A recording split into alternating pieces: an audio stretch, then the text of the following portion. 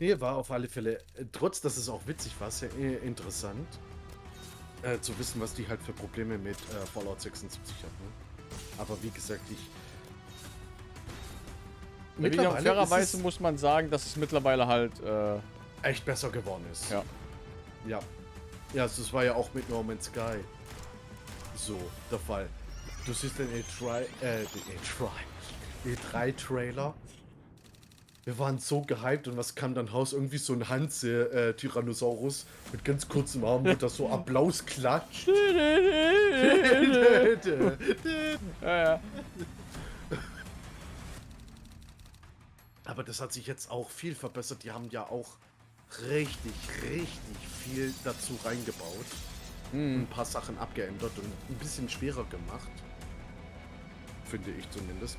Weil am Anfang gab es nämlich so eine Art, ich will jetzt nicht sagen ein Bug, aber ein Glitch eventuell, den du nutzen konntest. Dann hast du nämlich bei der Rasse die ganze Zeit immer ein neues Wort in deren Sprache lernen können. Genau.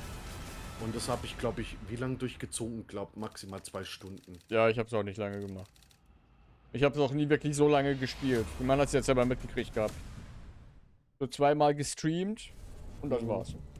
Ja, aber ist irgendwie schade, weil No Man's Sky ist. Aber der Kracher ist, wann kam No Man's Sky raus? 2017, 2018? War es Ein so bisschen um den Dreh? früher.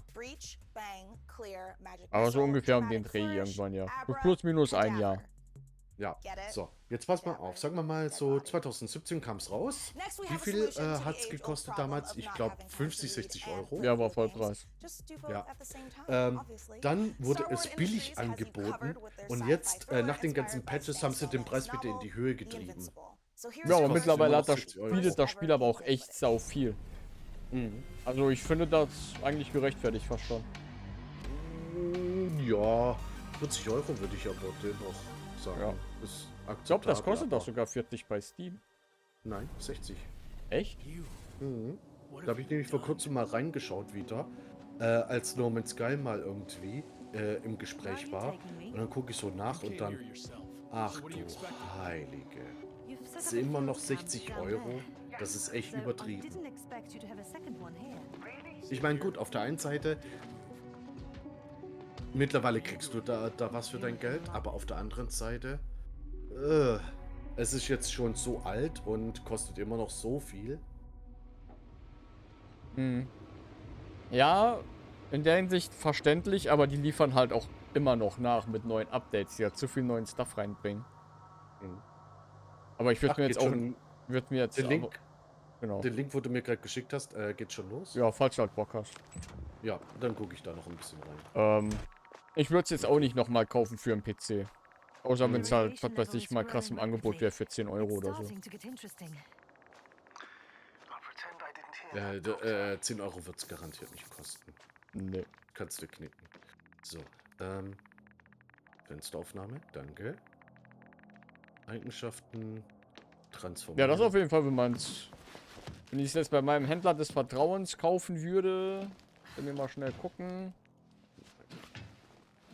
13,36 für PC. Sauber. Ah, 1 Cent gefehlt für 1,337.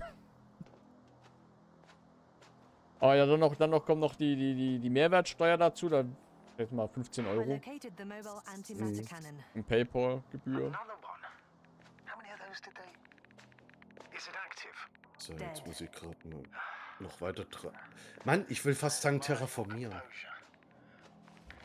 Transformieren. Rechts gehe ich mal auch auf 250.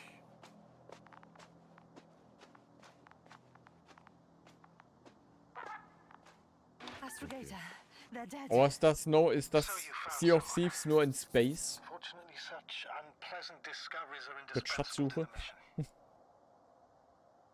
Weiß ich Why nicht. did So, they let jetzt that mache ich thought aber get auch to mal me? hier den Ton I was an. counting on this meeting very much. At worst, it could have been another abandoned place, but not this. But what exactly? That's a good question. So, jetzt mache ich aber mal ganz kurz Pause. Bin gleich wieder da. Jo.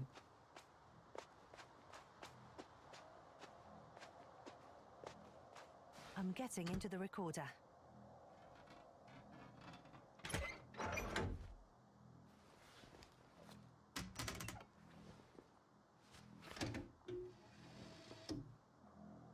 do we have here? Das fandest du am besten im Starfield-Trailer. Dass man sein eigenes Schiff bauen kann, fand ich tatsächlich mega interessant. Das ist natürlich die Frage, wie viel Freiraum man damit hat, sein eigenes Schiff zu bauen. Und wie man da zum Beispiel auch das Innere beeinflussen kann vom Schiff. Aber das finde ich wirklich mit am interessantesten von allen.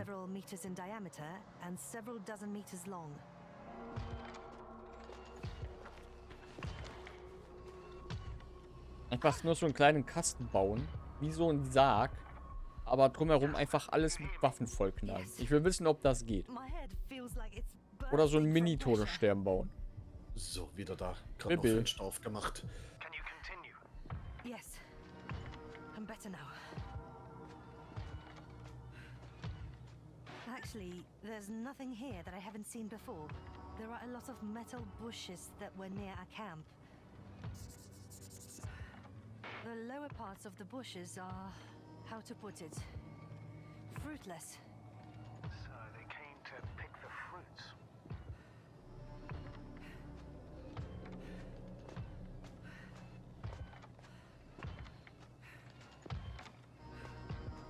This robot looks like it has started its Der sieht dance aus wie and dieser got Droide aus Rogue One, Star Wars.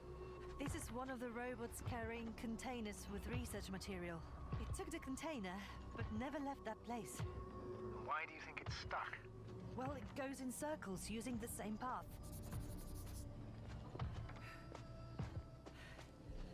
The robot's gone, You must have broken his loop. but I didn't. No, he must have done something. Never mind. Follow it.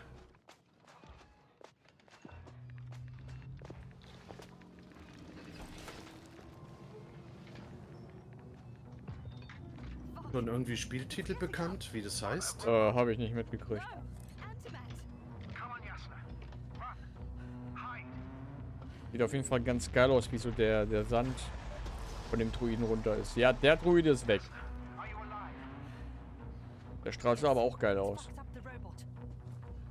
What's it doing now? Es hat mich gesehen. Invincible. Take care of our people, Novik.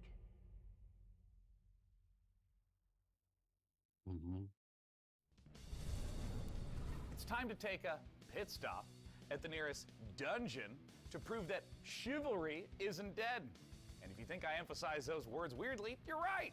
And it'll all make sense momentarily when you see these next 4 games. Ich weiß nicht, ob das an meinem Alter liegt, aber ich finde diese kabellosen Kopfhörer sehen unfassbar scheiße aus. Beautiful footage. Oh, ich mag die aber auch nicht, obwohl die eigentlich praktisch sind, aber Ja. ich habe ja selber solche, aber ich habe sie voll aufgeladen, steck sie rein in mein Ohr, nach einer Stunde, low battery, please charge. Wo ich so denke, willst du mich verarschen? Unless you're way tougher than you look. We got the guns, the turrets, the upgrades. But what you really need is guts and skills.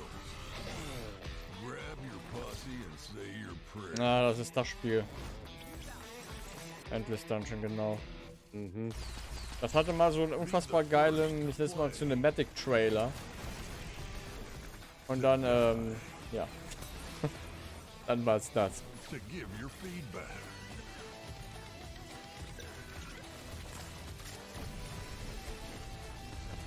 Do you have what it takes? Und was da diese Kopfhörer betrifft, ja, gibt bestimmt welche, die relativ lange halten. Ich weiß auch von einem, den ich kenne, der hat sich bei irgendeiner Firma, ich weiß nicht, wie die heißen, solche In-Ear-Kopfhörer machen lassen, die halt an das Ohr angepasst sind, wo du halt so eine Druckform von deinem Ohr machen lässt, damit es halt perfekt sitzt, nicht so leicht rausfällt und so weiter und so fort. Die sind auch, sollen auch echt gut sein, aber dementsprechend auch scheiße teuer. Glaube ich. Choose your team and drive every decision that leads to you making your mark on the grid and Formel 1 Manager. winning championships depends on your ability to make the right calls on and off the Das track. muss ich mal gerade nachschauen. During races, your mastermind strategy. No Man's Sky, okay, kostet sogar 54,99, also 55 Euro. Dann hast du mich angelogen. Kostet gar nicht 60. Vor kurzem hat es noch 60 gekostet. 12. August 2016 kam es raus. Okay. Between race weekends, you'll control every detail of your team from your state-of-the-art headquarters. Hire best-in-class staff to work across your aerodynamics and engineering teams and put them to the task to develop your car and prepare new parts for upcoming races. Optimize your finances to keep the board happy, improve and maintain your facilities, and scout talent from F2 and F3. Ich habe irgendwie das Gefühl, wenn so eine Game Show ist oder E3, dass immer bei dir hat hunderttausende Spiele zur Wunschliste hinzugefügt. Ja, so viel waren das gar nicht. War die ganze Indie-Kram von den vergangenen Tagen. Ja, eben. Das sind nicht so viele. Das wird maximal vielleicht 10, würde ich sagen. Okay, mal gucken. 2, 3, 4, 5, 6, 7, 8.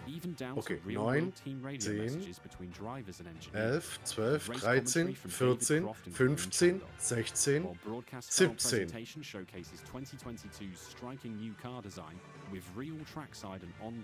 Du hast sie nicht doppelt zählen, die Spiele, das weißt du. Oh, ups. Echt zu viele? As you plan and execute the perfect strategy in F1 Manager 2022. Pre-order the digital version now for early access from Mir kann nicht so viel vor, eher so wie halt dieser maximal 10.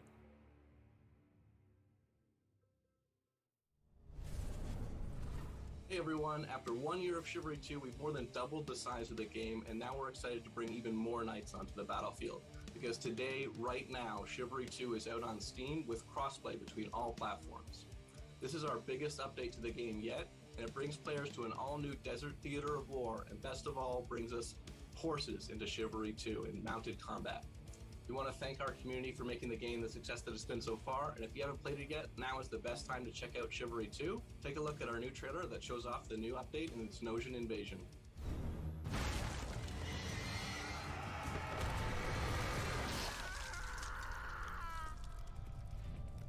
This rebellion is at an end. The Agathians flee to their stronghold in the north. This land is mine. Now Denosia rises from the south. Ja, die Güte, dass ich bei diesen Dingern immer die Lautstärke regulieren muss. Weil die Trailer alle immer unterschiedlich laut sind. Back into the desert.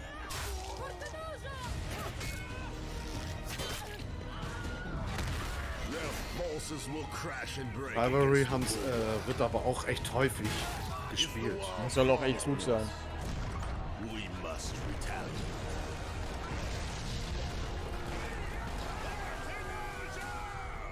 Ist aber auch, glaube so, ich will jetzt nicht sagen Battle Royale, aber... Nee, so Deathmatch im Grunde. No more.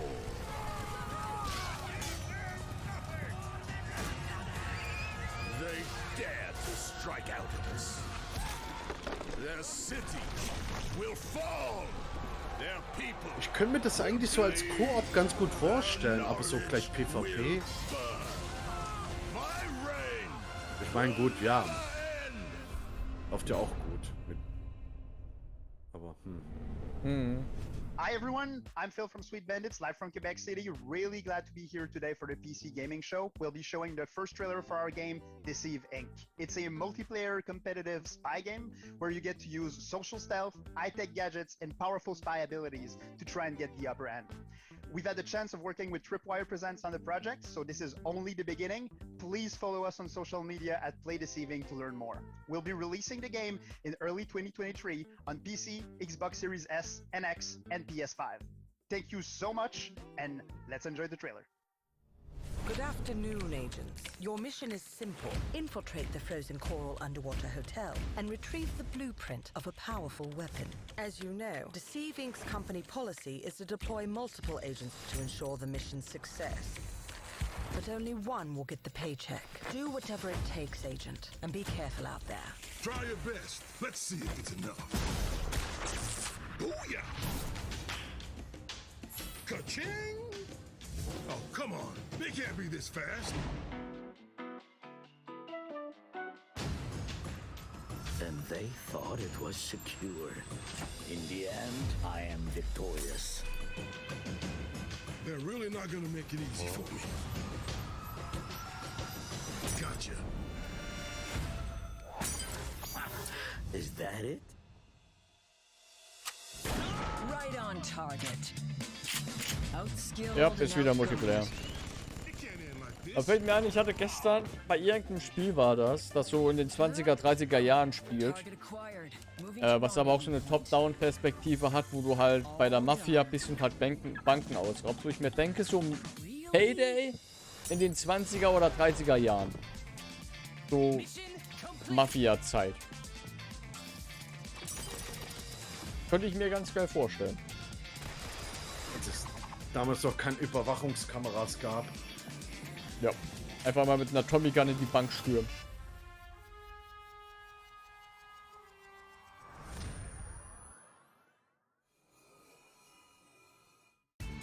Dark Souls 3. Deceive Inc. Okay. Let me ask you something. Do you ever have a reoccurring dream that you really wish would come true? I mean, mine personally involves a flight of unicorns and a Valkyrie army on Pegasuses, but you know, yours may be different. But, you know, somehow I doubt it. This year, we've partnered with the PC builders at iBuyPower to bring a very different dream to life. My dream PC room. Unfortunately, there's bad news for me. I don't get to keep it. But very good news for one of you. We're going to be giving the entire contents of this room away to a lucky winner watching the show. So let's dive in and see what's up for grabs. The beating heart of any PC gaming dream room is, of course, the rig, so let's start there. As you can see, the mad geniuses at iBuyPower have built an absolute doozy. The first thing you'll notice is that Height Y60 case with its wraparound tempered glass panels. This thing is built from the ground up to display the sickest PC tech you can squeeze into a desktop machine. And let's face it, schön aus, if you've aber managed to nix bag a für serious mich. graphics card in these Das wird eine dry Putzarbeit. times, you Ja, owe it vor to allem the weil das Silk Ding Contest to scheinbar show it deutlich off mehr properly. Leistung hat, als du jemals Okay, brauchen the case wirst. and lighting looks dope, but for this to be a true dream PC, we need more than just state-of-the-art drip. Luckily, the substance matches the style. So let's check out the guts of our dream PC, and trust me, there's plenty of power crammed in. The big question, though, is what pixel pusher iBuyPower has used, and you won't be disappointed with an overclocked RTX 3090 from Gigabyte, right?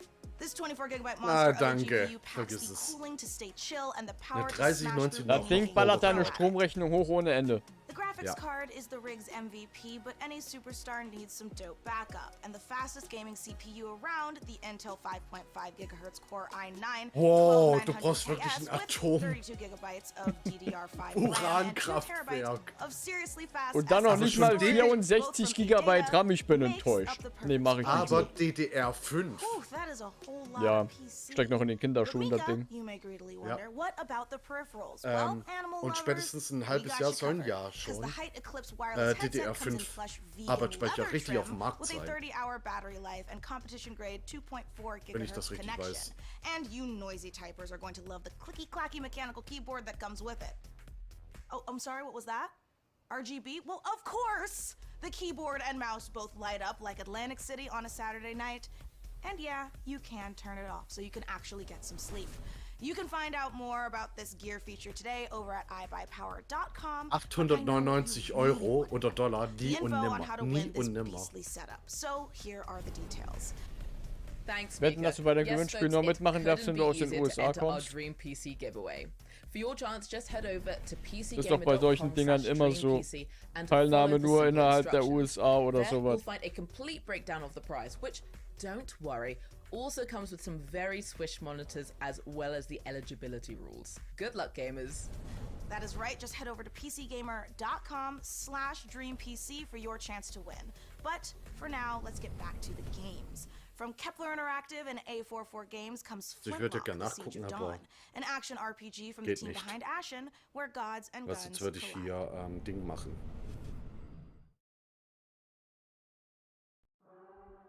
Ark Survival Evolved ist jetzt kostenlos auf Steam zu haben.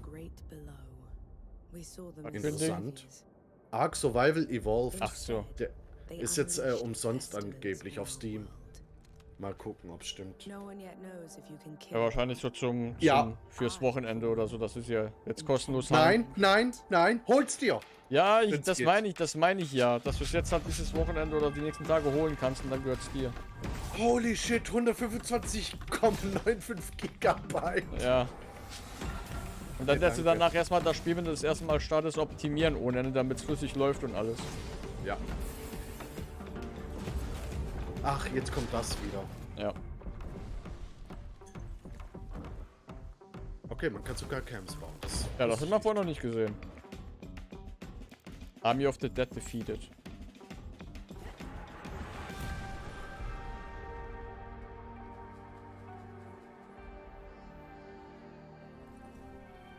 Ja, kurze Frage, hast du auch diesen schwarzen Balken da rechts im Stream? Nee. Beim PC-Gamer? Glaube ich nicht, aber ich habe das auch bei mir so drinnen, dass ich halt den kompletten Browser voll habe. Okay, weil das ist irgendwie... Ja, ich habe ja den kompletten Browser. Aber da ist irgendwie das CC drin, keine Ahnung, Untertitel oder irgendwie sowas. So habe ich das bei mir, habe dir gerade einen Screenshot geschickt.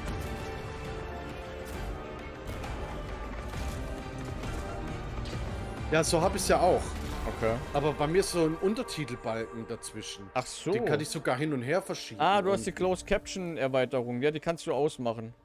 Wenn du jetzt auf den Stream-Bildschirm gehst. Ja, ich hab's. Okay, danke. Bitte, bitte. Danke. Also wenn man ihn nicht streicheln kann, bin ich enttäuscht. Habe ich schon mal Hey, gesagt. PC Gaming Ich weiß. Show. I'm Derek Bradley, the CEO of A44 Games and creative director of Flintlock, The Siege of Dawn. Flintlock is set in a world ruled Immer by wieder old kurz die gods. getrunkene Cola And so, recyceln. as humanity, you now have the power of black powder and bombs and flintlock rifles to finally overthrow the gods and take the world back. You'll play as Nor, a Blackstream sapper, one of the elite explosives experts of the coalition forces. Nor herself has a personal vendetta against the gods and will stop at nothing to get her revenge. But you won't be going it alone. Where Nor brings firepower, her fox-like companion Enki brings magic to the battlefield. You will have to master a combination of axe combat and gunplay, while your companion Enki uses his magical powers to disrupt enemies. We can't wait to show you more of Flintlock before it's released next year. Head over to our socials for more info, and don't forget to wishlist now on Steam and Epic Game Store. Have a great show. Coming up next, a mysterious new sci-fi game from 11-Bit Studios, the creators of This War of Mine. Hear all about it in our exclusive interview. We'll also show you what's next for Outriders from Square Enix and People Can Fly. Plus, if you look back on high school and think, you know, those 4 years would have been better if I was fighting literal demons, you're definitely going to want to study up on our next world-exclusive independent game inspired by the Persona series. Chug your health potions now because there is so much more PC gaming show coming your way. Before we go, the folks at Compass Data Centers have a little quiz for you. How much higher is 5G's data capacity compared to current 4G networks? Scan this QR code and answer the question for a chance to win $500 worth of stuff from Razer, or visit gaming.compassdatacenters.com. Okay, now back to the PC Gaming Show. Ready to game the system? Meet Mana. You slay. You achieve. You win. So should your bank account, because your power shouldn't stop when the game does. Mana is the best gaming rewards debit card where you can earn perks and points by paying and playing, and get rewarded with the things you actually want, like that skin you can't wait to show off, or your next gear upgrade. So why pay any other way? Pay with Mana. Pay with power. Mana. Game the system. So I know what you're thinking, and the answer is yes. It's time to talk about The Alters, the brand new game from 11-Bit Studios. Das habe ich The verpasst. Warsaw-based studio made us cry in this war of mine, nicht make ganz so difficult viel. choices in the face of climate apocalypse in Frostpunk. Das sind doch alle schon alte Spiele, die man schon kennt. Children of Morta. Ja, aber The die, Alters sent die us to wollen the jetzt für deepest, Altes darkest zeigen. reaches of space, in a survival story that is guaranteed to give you an existential crisis in a good way.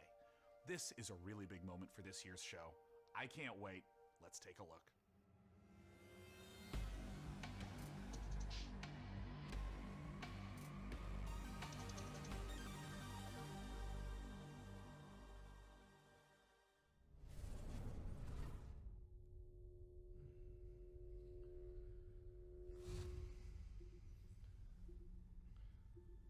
So, dann mache ich mal Webcam bei mir aus und Licht aus, damit irgendwie kühle Luft reinkommt. Ja, weil die Luft sich nicht traut, wenn das Licht an ist. Und die gesehen werden kann. Ja, und ich habe keinen Bock auf Stechmühlen und so Kram. Ach. Die klingt doch ganz sympathisch.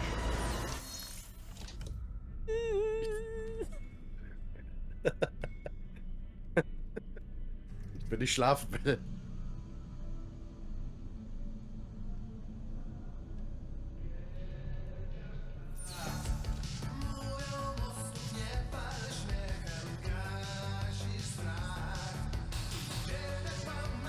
Die Frage ist das Russisch oder Ukrainisch?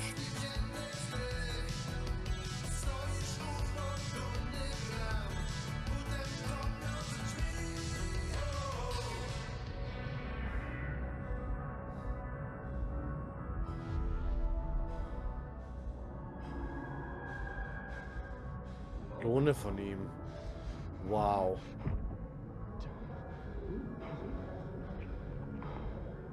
Die Insel, das Spiel.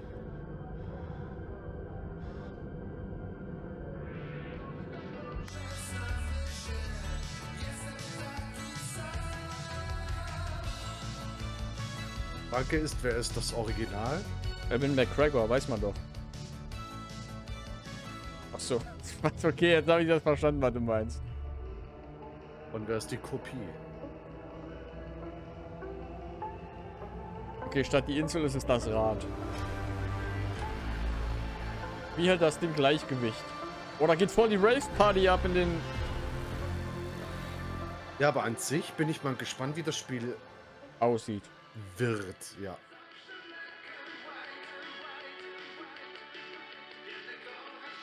Cinematic-Trailers sind halt immer recht also, ne? Ja, klar. Deswegen bin ich gespannt, was sie daraus machen. Was soll auch eine düstere Geschichte erzählen. Oh, ich hätte auch gern so einen Schreibtisch, wo er davor gestanden hat gerade. Einen, den du nach oben fahren kannst. Um einfach auch mal zu stehen, statt immer nur zu sitzen. Weil die sind so scheiße teuer, die Dinger. Und selber einzubauen. Dafür bin ich so unfähig. Als das Ding schief und fällt zusammen, sobald ich nur die Maus drauflege.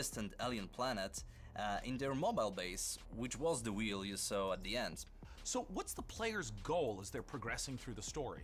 So you are a space builder stranded on this distant planet, and your goal is to survive and find a way back home.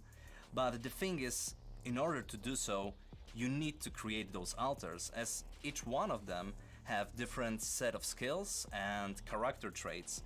So these are things necessary for your survival and finding a way back home.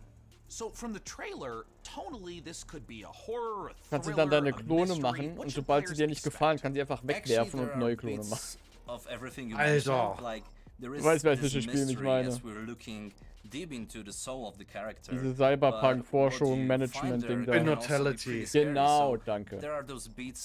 Ja, aber die Klone waren ja nur da, um dir selbst und dem Direktorium Unsterblichkeit zu erlangen. Was gar keinen Sinn ergibt, wenn du mal drüber nachdenkst.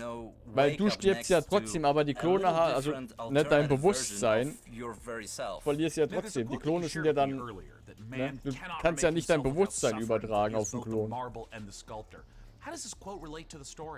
Halt Gehirntransfer, ja, ich weiß. Nee, selbst das ja dann noch nicht mal. Weil Gehirn zerfällt ja auch irgendwann. Every single decision that we are making. This process, the whole process of becoming who we are, it can be quite painful at times. But in our game, Jan, the main character, he has this unique possibility of not only shaping himself, but also reshaping himself and numerous times with every single altar that he is creating. Do you see this as more of a classic sci-fi story, something like a Ray Bradbury work, or is it something more contemporary? Well, it is very classic sci-fi in a way that we are taking a relatable topic and we are using the sci-fi theme, we are using the sci-fi setting to look at it through the magnifying lenses. But then when we're choosing the tools, this is a very contemporary game and we're taking advantage of what video games are as a medium. So we're using tools Aber wenn du like hier keinen Bock auf systematic Stechmücken design hast, vielleicht mal and geguckt, dass du so ein nonlinearity Fliegennetz an dein in Fenster order machen to kannst? put the players in Ja, the aber middle ich of the habe so ein experience. Mittel And in the gegen end, Stechmücken. allow them to Biologisch create natürlich. their own stories Wasser inside mit the game. Lavendelöl drin oder mit Zitronengras. Also schon Flammenwerfer. Narrative or themes or even just So ein Lichtsystem mit dann so einem Laserstrahl am Fenster, so ein unsichtbarer Laserstrahl unterbrochen wird, da kommt so eine Flammenwand am Fenster. Ich sag's mal so, Rammstein war gestern in Stuttgart. Da brauchst du ja heute eigentlich keine Angst vor Stechmücken haben. Kommt dann erst in 2 Wochen wieder. This first huge milestone. It paved the way for all the future titles. And with Frostpunk, it was taken to another level with the strong focus on the emergent narrative. And now with the altars, we want to follow that path. But we also really want to push the boundaries even further and expand on how we approach meaningful topics inside the design of our games. Thanks so much again to Tomasz and the whole team at 11-Bit Studios for joining us this year. And while I try to find enough Rapidium to make it through day 1 to 8, let's head on over to Mika Burton and keep things rolling like a massive space station. Oma, der in seinem PC-Workshop, würde ich mal sagen. Hinten diese dicken Cutter und Nitro, so ein Tank mit Nitro-Glycerin oder was auch immer das ist.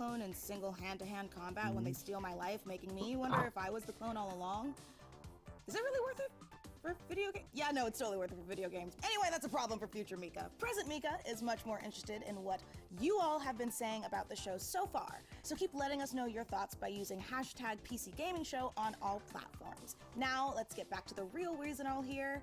Cloning. I mean video games. Video games.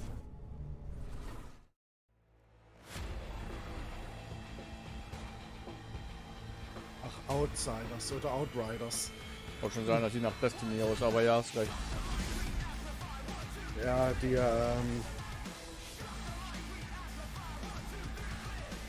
da hat Teron schon geflucht ohne Ende. Über das Spiel. Ja, das ist irgendwie so, was ich immer aufschnappe, entweder die Leute finden es ganz nice oder halt einfach absolut scheiße. So was dazwischen gibt es scheinbar irgendwie nicht bei dem Game. Ja. Ich sag's mal so, wenn du auf stumpfes Geballer stehst, ist das Spiel geil. Wenn du aber ein Spiel suchst, das versucht, eine Story zu erzählen, ist es absolut scheiße. Aber Teron kann da mehr sagen, ja, weil er hat sie ja nämlich gespielt mit den anderen. Ist halt kein Doom, ne? Ah, Potion Craft. Ja. Crafter. No Potion based in Alchemy Map. Oh. Das ist ein ganz interessantes Spiel. Ja, ich weiß. Ich habe es selber schon gespielt.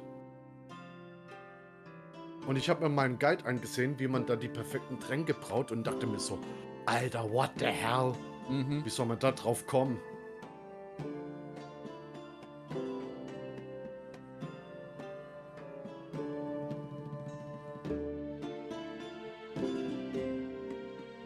Es gibt auch so ein Spiel, das heißt, oh, wie heißt denn das? Das könnte dir vielleicht mehr oder weniger gefallen. Ravenous Devils.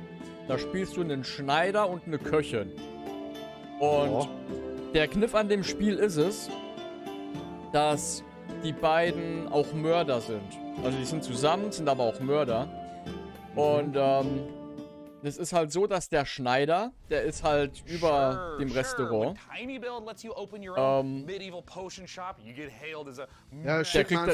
Der kriegt halt Kunden. Und er sticht halt dann die Kunden ab und macht neue Klamotten aus deren Klamotten. Und die Leichen wirft er dann so einen Schacht runter in die Küche. Und die Ehefrau verarbeitet dann die Leichen zu essen. Und verkauft die in der Metzgerei. Sweeney Todd-Style. Sweeney Todd-Style. Und das ist halt... also, ich schick dir mal den Link voll, die Seite. Bitte. Kostet auch nur 4 € und hat eine Demo. Warte mal, vielleicht, wenn ich jetzt das Ding sehe. Ja, genau! Stimmt, das habe ich ja mal bei dir gesehen auf Steam auf der Wunschliste. Hast du es, glaube ich, drin? Ja, ich habe das Bild gesehen und dachte so, Alter, what the hell? Hatte die Demo gespielt, hab's in die Wishlist gepackt und dann so ein paar ungefähr Tage... so wie du das siehst, ungefähr so ist Retro Wave. Vom Stil her. kriegst richtig geile Cyberpunk-Musik oder Synthwave-Musik. Und dann fährst du aber mit dem Auto so arcade-mäßig. Du fährst halt mit dem Auto wirklich die Straße entlang und musst anderen Autos ausweichen. So arcade-mäßig. Sieht gerade aus wie Bruce Lee the Game. Okay, doch nicht. Aber mit Ravenous Devils, da hatte ich die Demo gespielt, hab's in die Wushliste gepackt und dann kam es ja 2-3 Tage später raus, habe ich mir gekauft gehabt. Mhm. Und du kannst dann auch später hingehen, die Leichen, die du halt nicht brauchst für Essen kochen, die kannst du dann zu Kompost verarbeiten für deinen Garten. Ja, geil! Man kann auch so Leichen, die du halt auch so in so einen Fleischwolf wirbst und machst dann halt Würste draus oder Nitro Kid. Und solche ja, Geschichten. Also alles. Oh, geil. Ist auch relativ brutal. Also du kannst auch Steak machen, dann siehst du auch, wie er auf den Metzgertisch gepackt wird und dann halt der Bauch aufgeschnitten wird und ne, Arme abgehackt werden, Beine abgehackt werden. Also, es hält dich nicht zurück. Ich guck erstmal, ob das auf Twitch auf der Blacklist ist. Ist es nicht. Oh, geil. Guck mal, ein Kartenspiel. Als wäre Nitro Kid nicht auch schon ein Kartenspiel, mehr oder weniger.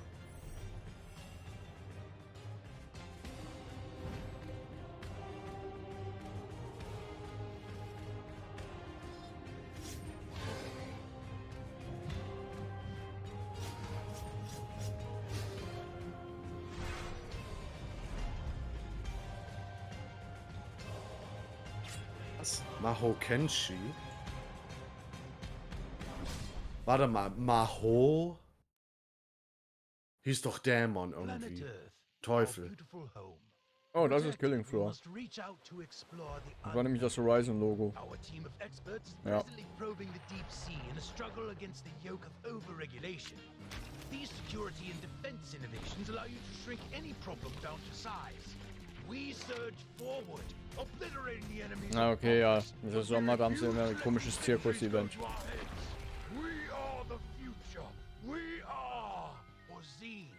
Bei Tidal Terror hatte ich gedacht, dass eher so Lovecraft-eske Monster sind und nicht ein Zirkus. Ja klar, Mensch, gibt es eine Blacklist bei Twitch an Spielen, die du nicht spielen darfst. Zum Beispiel alles Pornografische zum Beispiel. Aber seltsamerweise Fahrenheit darf auch nicht gespielt werden. Mhm. Obwohl du die Szene überspringen kannst. Gut, aber gegen Ende nicht. Die Szene, die kann man nicht überspringen. Die andere Simulator kannst du zum Beispiel auch nicht spielen. Ich weiß selber nicht warum.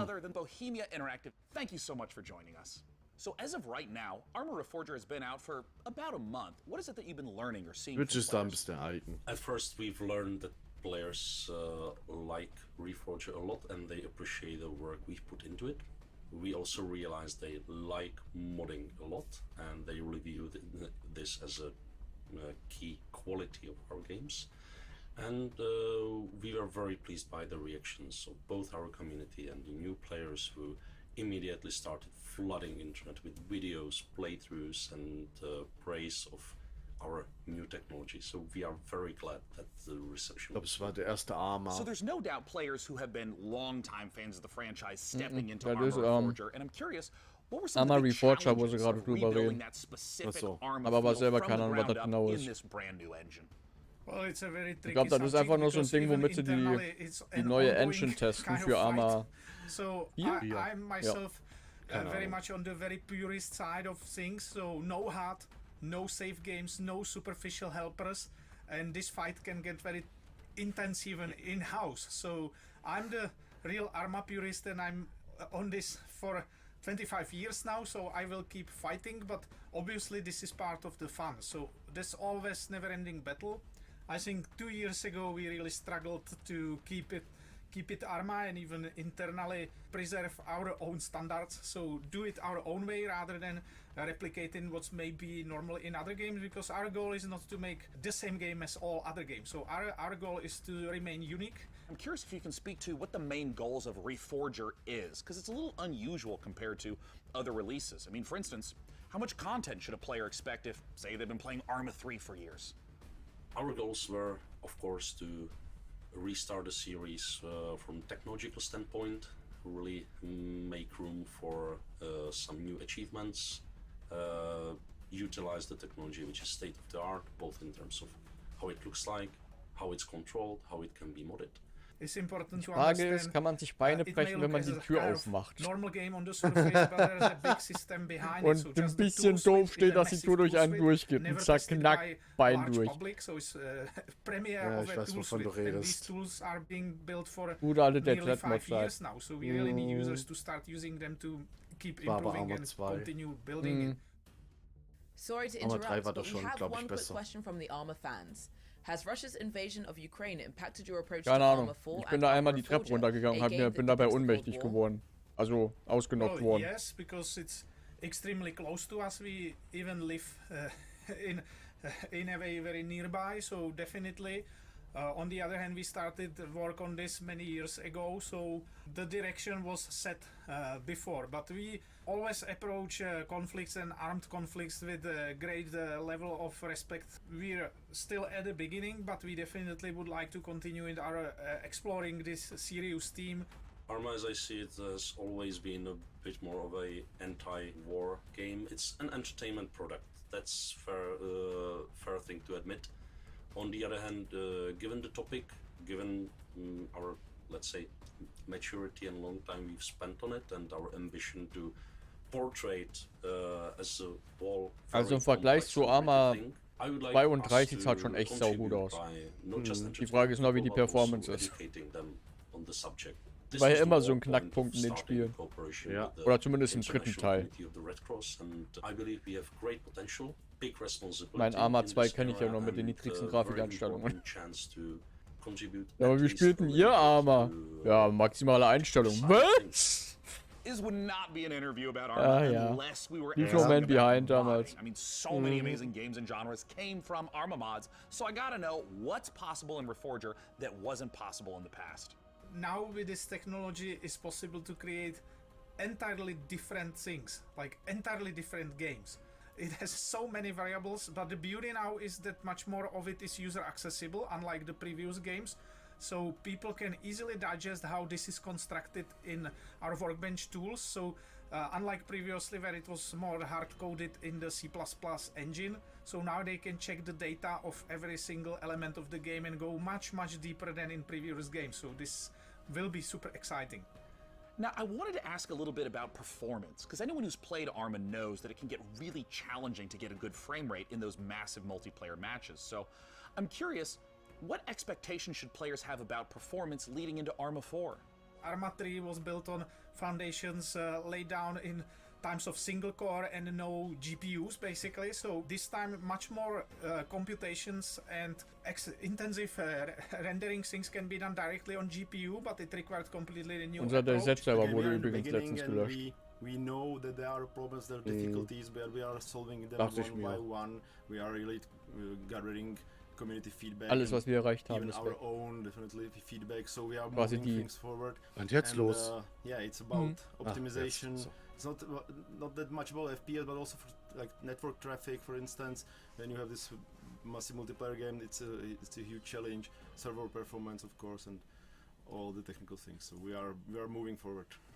Thank you so much again, Bohemia Interactive, for giving us the inside scoop on both Arma Reforger and Arma 4. Now, you don't go anywhere, because here is what's around the corner. Just around the corner in the PC gaming show, prepare to experience terror ranging from the subaqueous to the subconscious with the latest from Shiro Games. Hold on to your butts because front-end development spared no expense on the new Jurassic World Evolution 2 expansion, and get your crowbars ready for Half-Life Alyx Levitation, a special project from some very talented modders. Oh modders, what would PC gaming be without you? While we're here, quick geography question. Which parts of the world use the most bandwidth for gaming? Answer this Definitiv question nicht for the Deutschland. folks at Compass Data Centers and it Auch could weil die win meiste you a Bandbreite $500 gibt's ja Razer nur. gift card. Scan the QR code on the screen to enter. Und vor allem welche Städte. Last year, Shiro Games debuted War Tales at the PC Gaming Show, but the publisher has a lot more than its medieval sandbox RPG on the way. Up next, we'll hear what's up with Shiro's slate of projects, and stick around for the debut of 2 completely new games, Decarnation and Abyssals. Hey everyone, thank you very much for the invitation, Mika. I'm James, and I can't wait to show you everything that we've got prepared for you today. So it's been a crazy couple of months for everyone here at Shiro Games, with Dune Spice Wars marking the most successful release in the history of the company, and it's entirely thanks to all of you. But today, let's look at Dune Spice Wars multiplayer mode. Up to 4 players can go head-to-head and free-for-all, 2v2, zu all work together in Dune co-op kennst against du ja AI bestimmt, ne? opponents. We're Wo du introducing new gespielt synergy hast? systems between Nee, factions that will allgemein open meine up ich vast jetzt number das of strategies Franchise to help you Dune. crush your opponents. Ja, Dune, der Multiplayer will be Wüstenplanet. available Ich in kenn's halt Dune vom Spice Titel very her. soon. Gesehen habe ich's nie. Ja, ich habe auch nicht so wirklich geguckt, aber von den Machern von Conan Exiles kommt jetzt halt noch so ein Survival-Game im Stil von, also mit dem Dune-Franchise. Also im Grunde Conan Exiles nur in Zukunft, könnte man sagen. Long-standing alliances have been broken. Ja, aber da gab's doch das ein Spiel, was du auch gespielt hast. Ach so, das uralte Ding, ja. Das quasi Strategie neu definiert hat.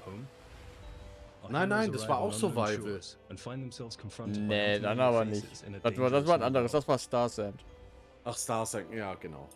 Ich dachte, das wird auch im Dune-Universum spielen. Nee. Northgard. Oh! Da kenne ich sofort jemanden, der gehypt wäre. Cooperative is finally coming to our open world tactical RPG.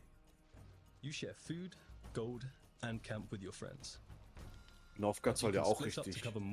Ja, dann lieber Valheim für mich. Ein gutes Spiel sein. Ja, Valheim ist ja halt eher so Survival. Survival, ja. Und Northgard ist eher so, ich will jetzt nicht unbedingt sagen Age of Empires-like. Ich weiß auf jeden Fall, wie du meinst. So a few months ago we announced Shiro Unlimited, a new publishing label created by indies for indies, and we are very proud to announce 2 new titles coming from the Shiro Unlimited family. Metz, wenn du mal Interesse hast, ich kann dir... Achso, warte mal, nee. Ich wollte gerade sagen, ich kann dir gerne mal die Google einfach mal nach Twitch Blacklist Games. Ja, da muss es auf jeden Fall fündig werden. Dann wirst du auf jeden Fall fündig. used our limited resources to lay the foundations of a new life deep below Und es the vorne die ganzen waves of this Sakura-Spiele drin. strange new planet. Ich glaube, über die Hälfte der Liste sind diese Sakura-Spiele. Ja. We realized it was not the dream world we had hoped for. Vor allem, ich habe gedacht, okay, die Sakura-Spiele müssen bestimmt Hardcore sein. Und Nee, habe gedacht, komm, nicht du unbedingt, aber testest mal ich weiß, dass es Sakura 18 Dungeon plus Patches und dachte halt mir gibt. so, naja. Überwiegend halt ja Visual Novels, aber die haben durchaus explizite Themen. Und für die alle gibt es auch kostenlose Patches, die du downloaden kannst, die das Ganze halt unzensiert machen. Ja. Oh, RPG-Maker-Spiel. Nur weil es aussieht, muss es nicht direkt RPG-Maker sein, Macker. Ja, aber es wurde schon mit RPG-Maker gemacht, würde ich mal sagen. Also so in der Art. Ja, hat so Retro-RPG-Grafik. Ja.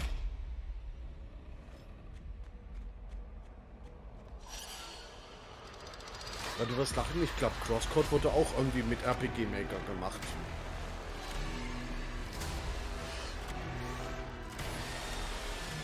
Das sieht irgendwie interessant aus.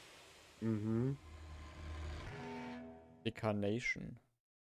Okay, das Bild ist irgendwie verstörend. Ja. Thank you very much for sticking with us, everyone. We hope Könnte you von enjoy the rest of the Junji Ito sein, das Bild. Wird nicht passieren. weil ich Sakura Swim Club wird nicht passieren. Ja, das war aber auf seinem Twitch-Kanal los. The retro dream horror of Decarnation. Next up, how do you rebuild a city in a world set after the collapse of civilization? Let's find out how by taking a look at I Am Future from TinyBuild.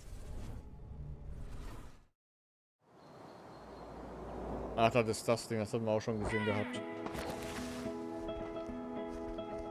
Ist halt jemand, der auf so in einer überschwemmten Welt auf den Dächern unterwegs ist und da halt so ein bisschen wieder alles aufbaut. Ach ja, wie habe ich auch schon gemeint, so Sea of Solitude-like. Aber anders.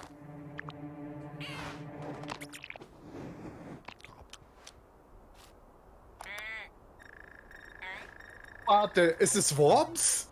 Nee. Warning. Hibernation aborted. Worms ist ja Team 17, hier ist Tiny Build. 6 years, 6 months, 5 days. Ja, natürlich die Gurken auf dem Augen. Your new home. I have no idea where the hell I am. Kryoschlaf nach 20 Jahren, die Frisur 6. 3 Wettertage.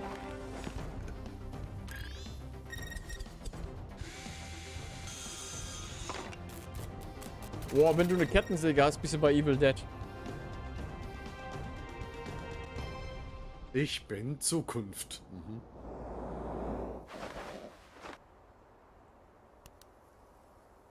Ja, dann glaube ich, spiele ich lieber I Am Alive. Damn.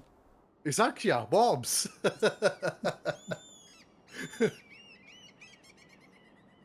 Coming 2022 kann man sich ja mal ansehen. Ich würde sagen, schreib mal ein Tiny Bild an, vielleicht kriegst du wieder einen Key. Das dürfte sogar tatsächlich passieren, dass ich dafür einen Key kriegen würde.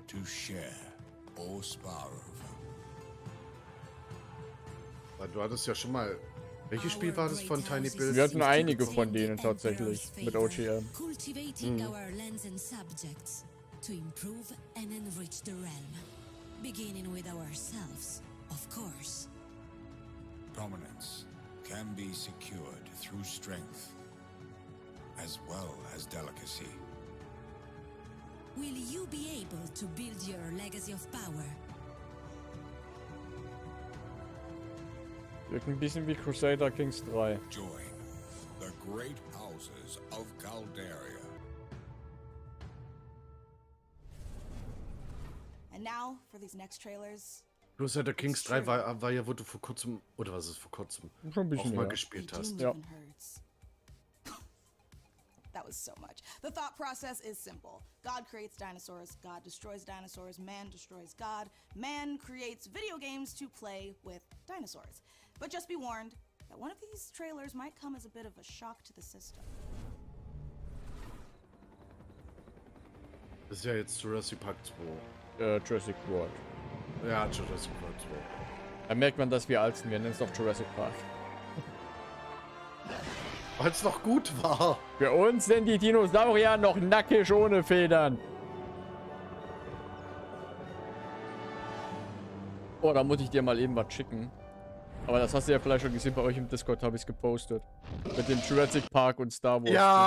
Ja, ich habe nämlich heute Star Wars Obi-Wan Kenobi endlich mal einfach anschauen können. Und wo ich das Bild gesehen habe, habe ich mich so kaputt gelacht. Interfacing with computers Das ist im Shop. for their own entertainment. The very notion disgusts me. Soll ich aber auch mal spielen. Ich warte, bis das Remake draußen ist, weil ich habe das im Shop bisher nie gespielt gehabt. Und weiß, dass da ein Remake in Arbeit ist und dass das demnächst irgendwann kommen sollte. Weil ich habe nämlich vor kurzem erfahren, dass System Shock 2 der Vorgänger quasi zu Prey von 2017 war. Dass du auch so extrem viele Möglichkeiten hast, dein Ziel zu erreichen. Das ist unfassbar. Warum hängt jetzt der Stream die ganze Zeit bei mir? Nicht nur bei dir, bei mir ist jetzt gerade auch, wo es hängt. Das ist unfassbar. Also du hast wirklich echt viele Möglichkeiten in dem Spiel. Jo, Videodekodierung Fehler aufgetreten. Bitte aktualisieren. Danke.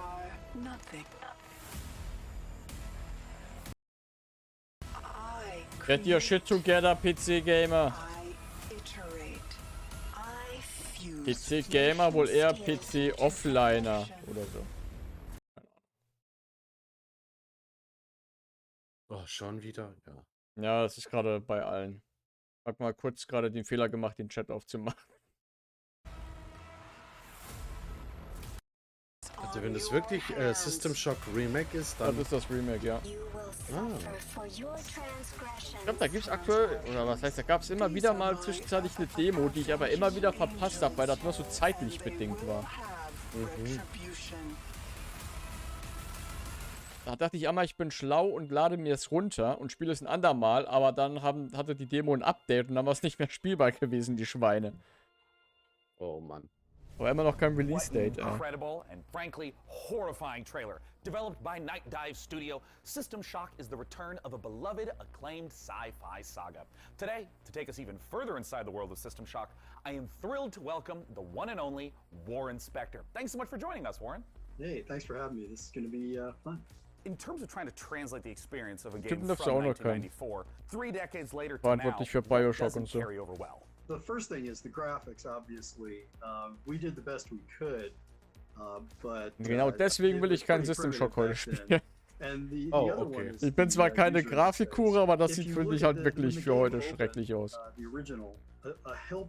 Nee, ich meine halt den zweiten Teil, System Shock 2. Aber bevor ich halt den zweiten spiele, will ich halt erstmal den ersten spielen auch. It's amazing, but frankly, as I think back on it, the game actually holds up pretty well. I'm Ich excited glaube to vom see it zweiten Mal come auch back. irgendwas, ein Remaster oder sowas. Ich bin mir gerade nicht sicher. Müsste ich mal nachgucken, kann ich aber jetzt nicht im Browser machen. Aber ich habe irgendwo, glaube auf GOG irgendwas mal mit System Shock 2 gesehen. Weiß nicht mal, ob ich das Spiel sogar habe.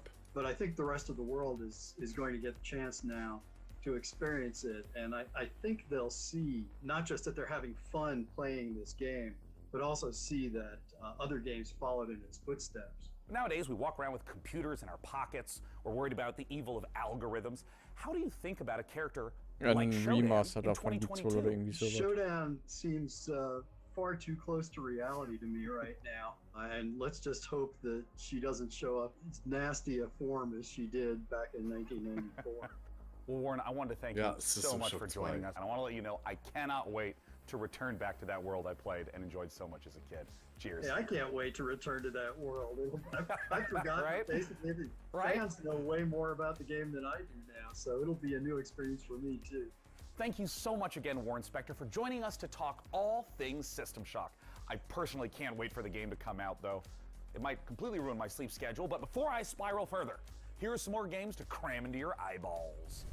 Since the first pioneers changed the harshest aspects of our world, every generation has upheld the solemn promise of our Oh, steep. Okay. that the rise of Titan would forever be without misery or bloodshed.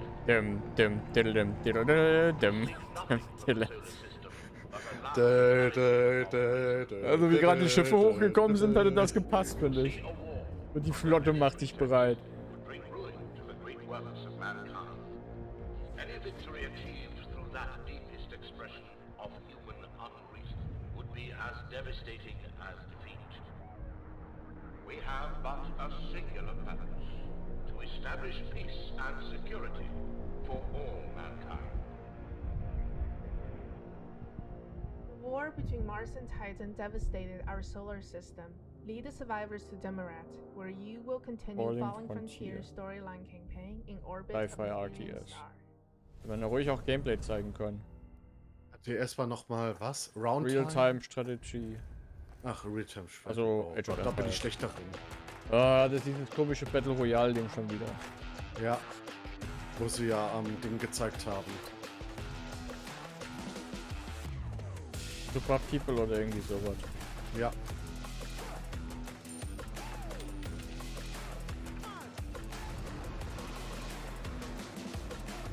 Mit ihren geklauten Saints Row Karren.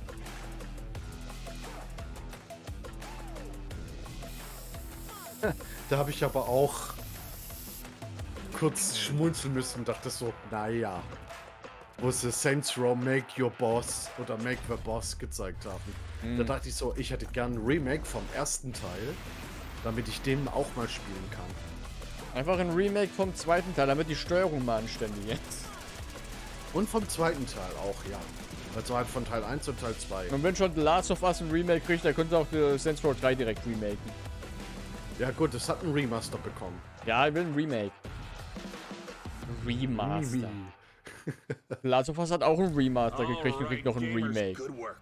You've made it here to a site of grace, or a bonfire, or a sculptor's island, Shadow or a von Order lamp. könnten sie Make auch mal sure you're staying remaken, das geht hydrated, heute gar nicht replenish mehr. your potions, and most importantly, keep letting us know what games Aber you're jetzt mal im excited Ernst, ich about bin using mal hashtag gespannt, was für PC Gaming Show. Anforderungen I mean, personally, The I Last can't of wait Us to für play the PC olders. braucht. Oh, Ja, gut. Now, that we're all rested up, feeling good. Da könnte man vielleicht abwarten, wie die Anforderungen für Uncharted 4 auf dem PC sind. Ich glaube, das wäre dann ein ganz guter Indikator werden. Weil ich habe jetzt vor kurzem auch, wo es im Angebot war, Red Dead Redemption 2 für PC geholt und es läuft aber flüssig. Flüssige 60 FPS auf maximaler Grafikeinstellung. Und ich bin sehr happy darüber. Aber die Steuerung ist halt auch ein bisschen so. Ja, die sind da viel zu krass Realismus gegangen. Die Steuerung unnötig kompliziert gemacht, war mit Gamepad auch schon so. Oh, Gamepad ging eigentlich. Ich bin da recht gut damit klargekommen. What? Does this work as confession?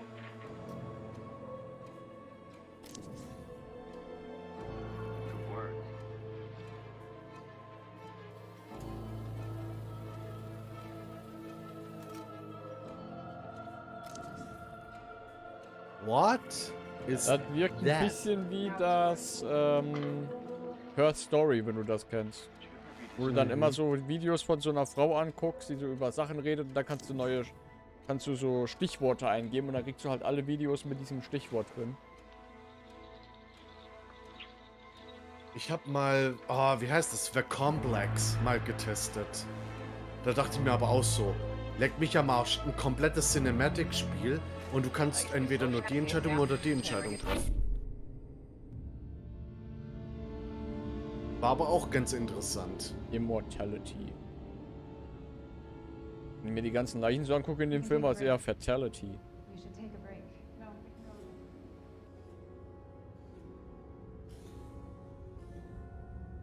26. Juli. Oh. Oh, das ist Cloudpunk. Oder?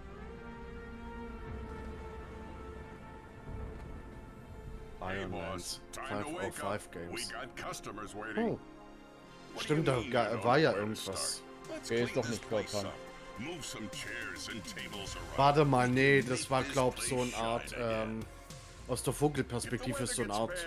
Ja, du kannst aber in Cloudpunk kannst du aber auch First Person spielen. Kannst du mit einem Update reingemacht. Das sieht aus wie so, du hast eine eigene Imbissbude, die du aufbaust. Du kannst auch noch so rumlaufen und sowas. Okay, weil ich dachte, das wäre so. Ach komm schon. Ich weiß nicht, wie man die Perspektive nennt. Von oben, Vogelperspektive. Und laufst halt so rum. Ja, so. Und ja, musst halt rumballern.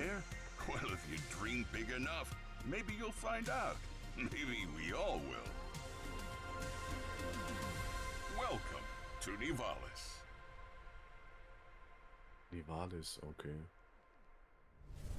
Aber wenn 505 Games... And I'm Roman. At Ironlands we are big fans of cyberpunk fiction and games. But we have our own ideas of what a cyberpunk world can be. This is a game in which you manage your restaurant, bar or nightclub, take care of your staff, make deals, farm and experience the stories of the people you meet. Or maybe you just want to take the day off and go fishing at the docks instead. Nivalis primarily uses voxel art for the environments. We spend lots of time creating a unique atmosphere with high levels of detail and dynamic elements. We are excited about the cyberpunk world we're making, and we can't wait to see the choices you'll make and how you'll choose to live your life when you come visit us in Nivalis. You can wishlist Nivalis now on Steam and the Epic Game Store. Mana is the gaming rewards debit card that puts the power back in the hands of players. So with every quest you complete and every purchase you make, you're earning for the rewards you actually want. We make it easy for you to set up and start. Just sync your favorite games to your Mana account and start. Meine ist vielleicht gar nicht mal so eine blöde Idee, aber welche Spiele unterstützen das? Dass du dann diese Punkte, die du mit der Kreditkarte machst und du bezahlst und so, dass du die in Spielen ausgeben kannst. Für Skins oder so ein Scheiß. Get ready to overclock your eyeballs, because this next trailer is coming in hotter than my computer with 3 Chrome tabs open.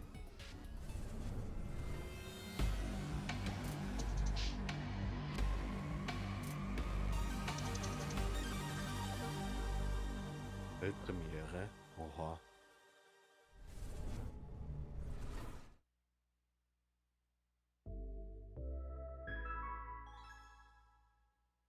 Microsoft. Oh, da haben sie vorhin Ausschnitt gezeigt. Das Spiel ist richtig. Oder was heißt richtig? Ist dark. Sieht noch so harmlos aus, aber.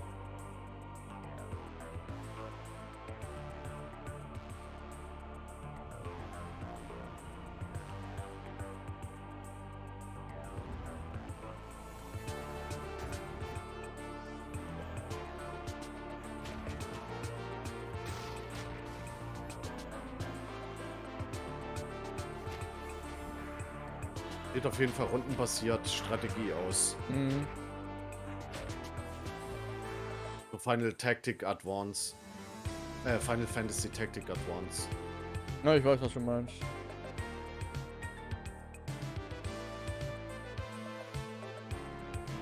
Sieht so ein bisschen aus wie so ein isometrisches Persona.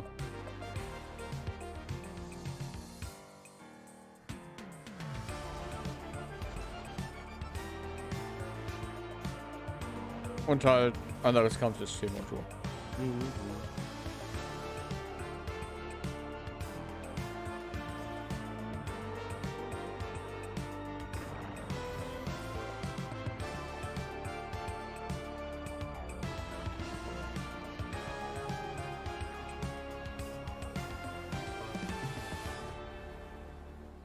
Ach, Demon School. Okay. 2023.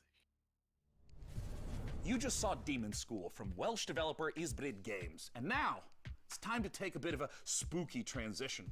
If you're at home, turn on all the lights in the room, make sure the salt circle is unbroken, and check to see that your door is properly painted with sacrificial lamb's blood, because things are about to get certifiably terrifying.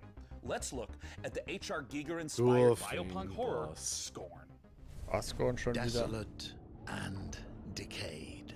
A grisly nightmare Vielleicht kriegen wir hier ein of Release-Datum. macabre perception. Greetings. I'm your host, Doug Bradley, and I invite you to join me as we explore Scorn's mesmerizing labyrinth of odd forms and somber tapestries.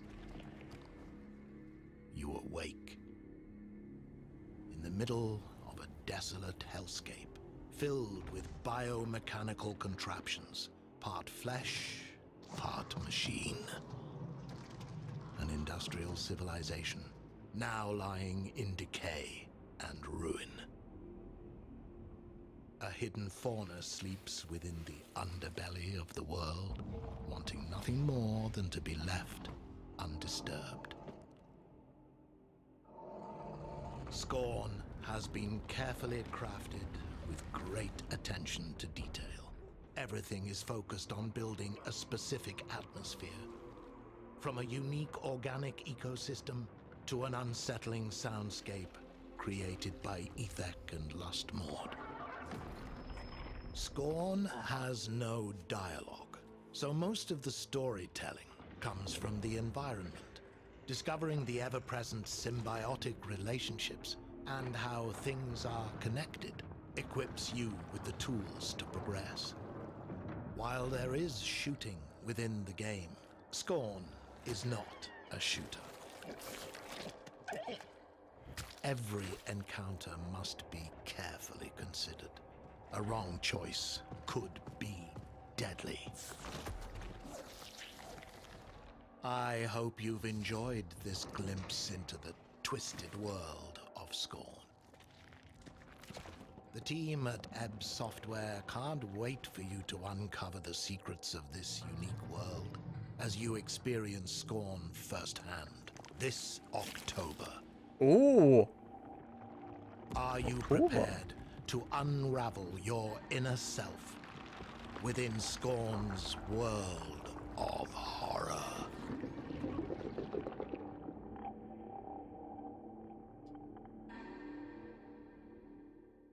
21. Oktober.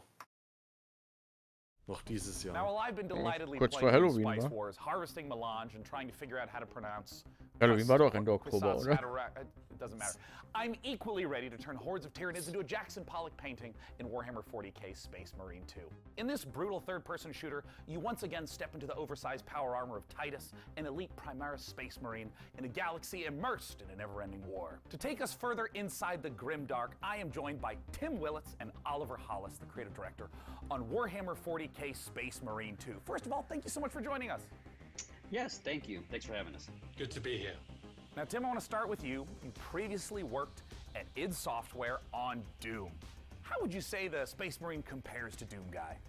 That is a good question. I bet many people did not know that the original Doom Guy was actually a Space Marine inspired by an even older Space Marine, which is the Warhammer 40,000 Space Marines. So, you know, it's really exciting for me to work on Space Marine 2, Scheiß leider because verpasst. it's a great franchise, and I know Dark that Souls 4 wurde schon gezeigt. so many other video games Elden Ring DLC wurde schon gezeigt. Oh, absolutely. And there's so much Neo more 3 to wurde sift schon through. gezeigt. I think this brings us to talk a little bit about the new Space Marine that you're going to get to play, a Primaris Space Ich kann's Marine. bestätigen. Talk to us a little Minecraft bit kann's about bestätigen. Captain Titus and what makes this Starfield class of haben wir Space Marine gesehen. different from the others in the universe. Das ist im Grunde No Man's Sky. A brainchild of the 2. Emperor, the kind of leader of this of humanity in the grimdark future. He saw the dangers that the universe presented, and he created a super soldier from his own DNA. Xbox hat angekündigt, dass sie Bethesda nochmal gekauft haben, weil denen langweilig war. Traits of the Emperor. But what makes the Primaris different is that a guy named Belisarius Cawl, the Emperor's kind of chief scientist, went back, did some digging in the old data, and found a way to enhance the qualities that a Space Marine has by installing new devices, new kind of bio implants in their body. So now these guys are 2.5 meter tall monsters capable of destroying anything in their path. It's reminding me of the 1,000 times I have rewatched the Astartes animation. That's amazing. It's so exciting. It's so exciting that we now get to be in that position to play that kind of character. And in the trailer, we saw a lot of Tyranids. Are they the main enemy that you're going to be against? And if so, what makes them such a compelling foe? In this particular game, the Tyranids are the main focus, and what makes them compelling is that they are extragalactic locust-like creatures. They've come in from goodness knows where. They spread like wildfire. They devour everything in their path, and they leave nothing in their wake. So one of the great things about the Ich glaube, ich könnte mehr mit Warhammer anfangen, wenn die Rüstung nicht so komisch aussehen würde. Und das ist halt Space Marine-mäßig. Ja, schon. Aber dieser so Rüstungsstil von den Warhammer-Sachen, 40k-Sachen, da gefällt mir nicht so. Das ist einfach ein laufender Panzer, wortwörtlich. Da kriegt er jetzt auch ein Vermintide-Spiel, so nach dem Ja genau, Dark Tide heißt das. What's the combat like in Space Marine 2? So the combat in Space Marine 2 is a mix of in-your-face melee combat along with some really cool over-the-top weapons. So you know, we looked at, you know, the original Space Marine game where it had a lot of this push-forward combat, which has inspired many other video games, but that never stop, never take cover combat is integral to Space Marine 2, along with, you know, these really cool, powerful weapons. So you're either tearing up the enemies in front of you, or you're blowing them away from the back of the battlefield. It's the best of both worlds. I mean, that sounds so terrific. And I mean, I know you guys are huge fans of the 40k lore, so I'm curious about, in working on this project, what's been the most fun seeing come together? I mean, what's Saber Interactive focusing on right now? Right at the beginning of the project, Tim and I went to the Warhammer Museum, which was an incredible experience. And you go around all these cabinets where these incredible miniatures that have been painted by these masters are arranged in these nicht mal, dass es im Warhammer Museum you find gibt. yourself kind of crouching down and looking into the ranks. Ich weiß zumindest von Warhammer gibt es so Art Tabletop-Events mit Figuren bemalen und so weiter, wo du auch Sachen gewinnen kannst dafür. Seeing that actually happen and come alive has Aber been Museum? thrilling. Wow. Am I going to feel like the characters in the Astartes animation? Because if so, then I'm buying the game immediately. Even more so, when you're wielding one of those massive weapons and you're faced with 1,000 Tyranids who all want to eat you alive, and you're just letting rip and you can see shell casings bursting out of these massive weapons one after another. The sound, the gameplay, the way it feels is all designed to make you feel like the most powerful warrior in the universe. Well, perfect. That answers everything. Thank you so much, Tim Geht's denn and noch Oliver mehr from Cyberactive for joining powerfulliger us. als I Doom can't Guy wait. zu sein Warhammer in Doom 40K, Eternal? Space Marine 2 comes to PC, Wenn du die PS5, Burg Xbox stürmst. Series X and S soon. Now next, we have a few more Man muss surprises for immer you. ein bisschen Sleeves of epischer our und proverbial noch eins power armor. drauflegen. First, Replicant D6's homage to the golden days, or should I say, golden eyes of 90s console shooters, and an atmospheric sci-fi adventure on the Red Planet from Frontier Developments and Kyoken Interactive. Let's take a look. Was war das gerade mit GoldenEye? Oh.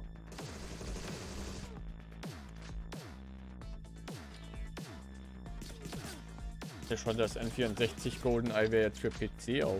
So als Remaster für PC und Konsole oder so.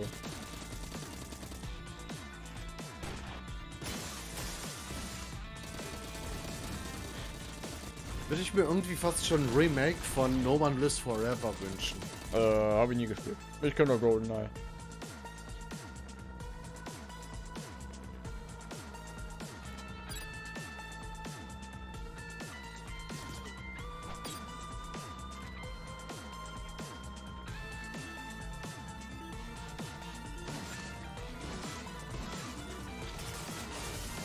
Ich meine aber ganz klar, der Mucki erkennt, wir würden gerne James Bond Mucke benutzen, aber dürfen es nicht. Agent 64, wow. Weiß never die. Gewürze sterben niemals. Wow. Das.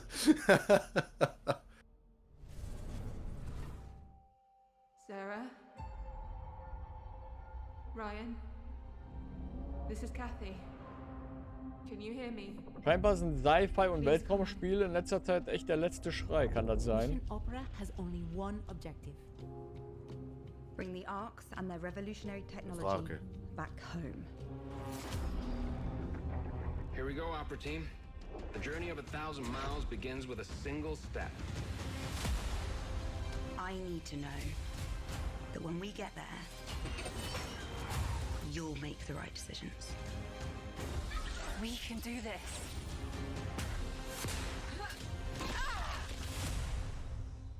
What do you expect to find on Mars?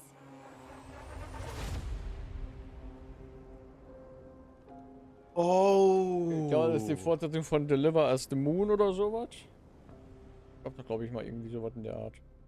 Ja, weil vom Titel zeigt mir das nämlich was. Deliver Us to Moon irgendwie. Hi, my name's Elise Chappell, and I play Kathy Johansson in the out-of-this-world sci-fi epic Deliver Us Mars. Join Kathy and the crew of the Zephyr on an unmissable adventure as they journey to the Red Planet to recover technology vital to the Jetzt hätte ich survival irgendwie of Bock, so Earth diese and eine humankind. Sequenz, wo man gesehen hat, Deliver Us wie die Mars zur set to land on Rakete September gegangen sind. 27th and is available So to ein pre-order now on Maxi, so PlayStation, sagen wir mal Xbox, 2 bis Steam 4 and Spieler Epic Games Koop-Game, wo man Astronaut spielt und dann halt auch in die Rakete geht und von da an halt spielt und die Rakete steuert und sowas zur Raumstation. Und man sich auch miteinander absprechen muss, so richtig und alles. Not as in us creating an actual time paradox, we're going to show you the latest from Victoria 3. Plus, you can literally scare Und your auch noch von entire Paradox. butt off with the creeping horror of Das wird Bloomwood. was. All this and more in just a moment, but first, a final pop quiz for all you Valorant, CSGO and League of Legends players. How much has esports revenue increased since 2016? Compass Data Centers wants to hear your guess. Da ich and mich you nicht can für scan this E-Sport QR code interessiere, on the habe ich screen keine for a Ahnung. chance to win a $500 Ich sag Razer gift 17. card. Visit gaming.compassdatacenters.com to enter. All right, and now back to the 13. show. Up next, we're going to take a look at Stormgate, the highly anticipated real-time strategy game from Frost Giant. Then our Ich habe auch schon resident gehört, RTS halt, addict is going to Deliver sit Us down to with some of the game Moon. developers Das to soll ask the wirklich ein hard-hitting questions like, when can we echt play gutes this Spiel already? sein. Ich habe nicht viel von dem Spiel gehört, aber wenn ich was gehört habe davon, dann war es auch positiv, ja. Frost Giant. Oh, warte mal. Was waren das jetzt nochmal? Das sind die StarCraft-Leute. Die sich von Stormgate, Blizzard, die och sich von ja. Blizzard Our team aufgelöst assembled haben. with a shared vision to build a brand new real-time strategy game. Together, we've been fortunate to work on some of the greatest RTS games of all time. Also, wo ich And das now we gesehen have a habe, da chance to dachte ich do erst it so, again okay, es by sieht ganz creating nett aus. the Und dann auf next einmal, boah, evolution nee, of doch that nicht. legacy. Today, we are so excited to share a first glimpse of Stormgate, an exclusive sneak peek into the universe and game that we've been creating for you. Stormgate takes place in an all-new post-apocalyptic setting where science fiction and fantasy collide. Our story begins hundreds of years in Earth's future, following the near extinction of humanity. This great calamity was caused by the Infernal Host, a playable alien race of demonic invaders that are hell-bent on claiming this planet as their own. With our story, we are creating an ever-expanding game universe, told through an ongoing series of campaign missions that you can play solo or cooperatively. New chapters will come out regularly, along with new units, maps, modes, and plenty of other surprises. In addition to campaign missions, we're building a world-class competitive experience with grassroots and professional tournaments accessible from directly within the game. Das ist immer It will be schon differently fast so suitable ein... for all levels of experience.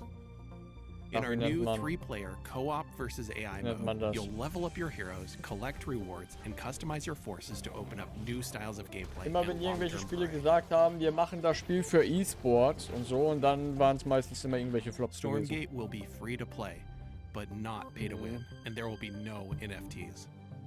Beta testing starts next year, and you can sign up Traurig, now dass man to mittlerweile reserve sagen your muss, dass place Spiele in keine line at NFTs haben. playstormgate.com. Oh, warte mal, was war nochmal NFT? Diese Scam-Scheiße. Du kannst dir ein Bild kaufen und das gehört nur dir, aber kostet halt Geld. Ach, das war Trade, okay. Ja. And that's why I am so Absoluter thrilled today to be Scam. talking to Frost Giant Studios. They're a group of amazing developers who have worked on literally my favorite games of all time. And we're here to talk about their brand new, free-to-play, real-time strategy game set in a post-apocalyptic Earth. It's Stormgate. And here to talk about it is the CEO and production director at Frost Giant, Tim Morton. Thanks for joining us, Tim. Thank you so much for having me here. I want to know about the world. I want to know about the game. Tell us, what is Stormgate? All right, this is our first game as a new studio, and it is classic real-time strategy, but designed to be more social. We build the game in a universe that ties everything together, but provide different kinds of experiences for players who like different kinds of gameplay. So we've got cooperative campaign mode, also play open-ended co-op, but if you're somebody who really enjoys competition, we've got 1 versus 1, high skill, competitive. And those are very different ways to play. Die Frage, wie wollen die mit dem Spiel Geld machen, wenn es kostenlos ist? Universe, by the races, by the units. So you really Und wenn die schon gesagt haben, dass es kein Pay-to-Win ist, ja klar, aber alles andere schreit ja dann, du wirst dann wohl für Echtgeld natürlich Skins kaufen können und vielleicht auch irgendwelche Charaktere für Fraktionen oder sowas. Keine Ahnung.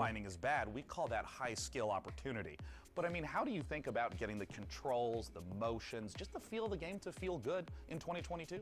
Yeah, it's interesting that RTS is one of the only genres I can think of where you have to have hundreds, even thousands of units synchronized over the network and responsive in a way that high skill, like pro esports players feel good about playing the game. That's not easy. It does require custom technology. There's no engine that you buy off the shelf that does that for you. So we definitely started knowing that and having the benefit of our chief architect, James Anhalt, who did that work previously on StarCraft 2. So we've put a lot of effort into that for sure. And this is going to be one of the first major RTSs people are aware of that is on Unreal Engine 5. What is it like working in this next generation engine? It's pretty incredible how far things have come from a graphics perspective, and I think the art team is unlocked in so many ways by what Unreal provides. So we're very excited. We're still learning everything that Unreal can do for us, but even that first cinematic that we debuted, like that's done in Unreal. So the high quality graphics that you're seeing are actually coming from Unreal as an engine. So you've talked a little bit about, for new players, making the game feel a little more approachable, a little bit more streamlined, but obviously, StarCraft, real-time strategy, has this astonishingly long history as a competitive game, as an esport.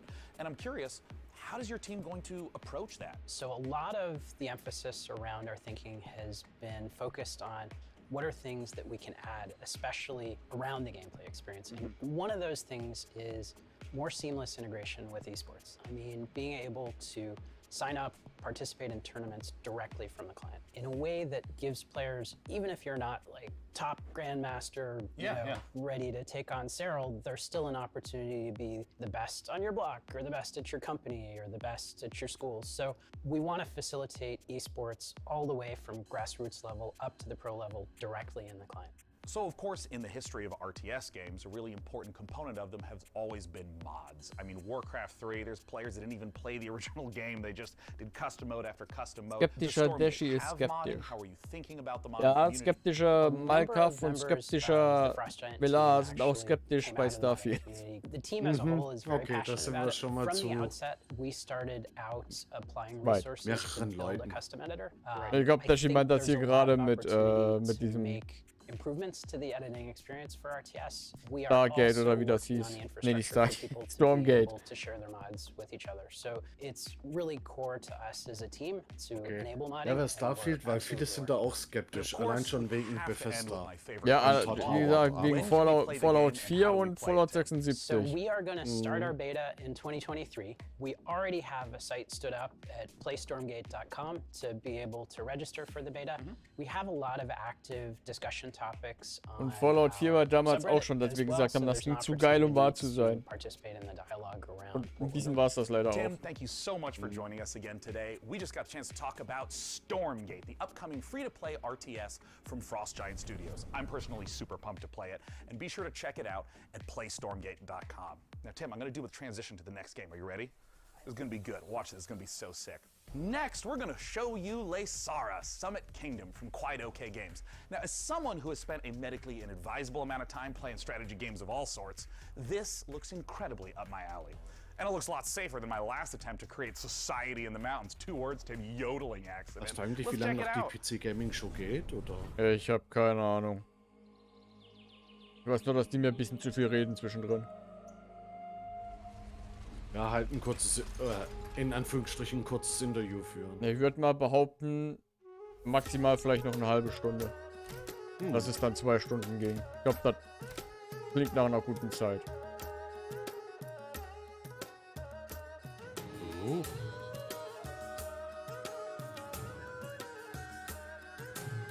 Also das sieht geil aus, so Ja. einen Berg umzubauen. Die Treppen will ich aber nicht hoch.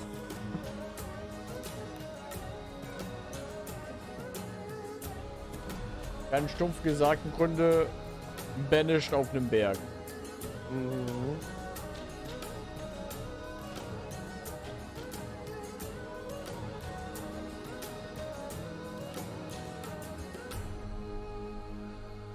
Lesara. Summit Kingdom, okay. Oh ja, auch mal ein Auge drauf werfen. Aber so viele Augen habe ich gar nicht. Oh, ist das Immortals Phoenix Nee. Rising? Nee. Irgendwie so ein Zusatzding? Nee. Das Sah sieht ganz zumindest anders gerade aus. Oh, was heißt ganz anders? Auf jeden Fall anders. Aber das Stil kam mir halt gerade so bekannt vor. Und ich dachte, es wäre jetzt Immortals Phoenix Rising irgendwie sowas in der Art.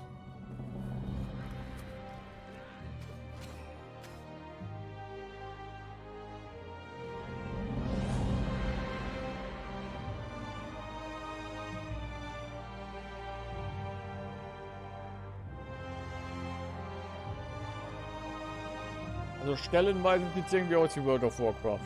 Aber das ist es halt nicht. Frozen Flame, okay. Feld That was Frozen 2022. Flame, an Okay. open-world survival RPG from Dreamside Interactive, where you'll embark on a fantasy adventure in a world reshaped by a magical calamity. A cursed land full of environmental hazards and massive monsters doesn't sound like the kind of place you'd want to build a cozy home with your friends, but instead you'll be raising fortresses and trying to tame the world, eventually growing tough enough to tackle the citadel that looms over everything and break the curse. Or you'll end up in the belly of a monster. Still kind of cozy. The demo for Frozen Flame was released just before the show, so you can jump in or grab some co-op buddies and see how long you can survive for right now. And keep an eye out for the early access launch later this year.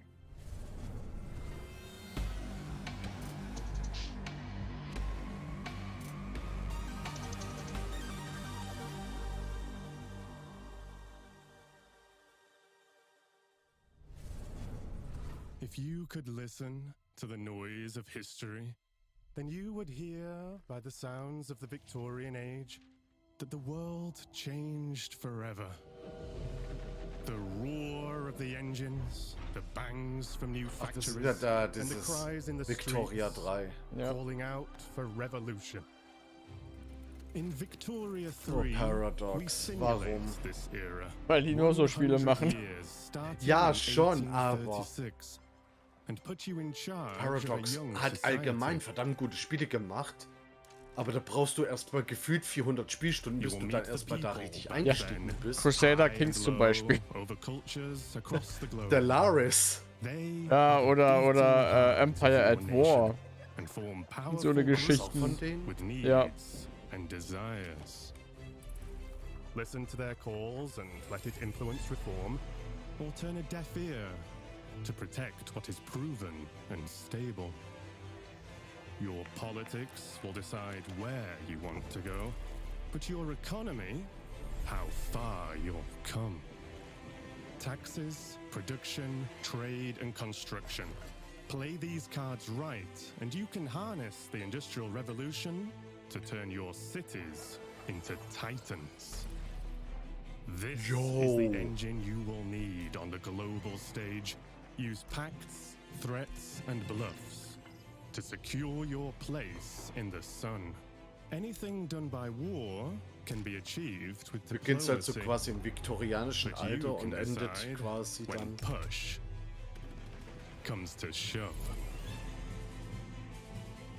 Here you write the stories, and over time, the history of your world will be carved into the map. What will your society be like? What is the sound that will echo over continents and be heard over the noise of time as you create your grand tomorrow?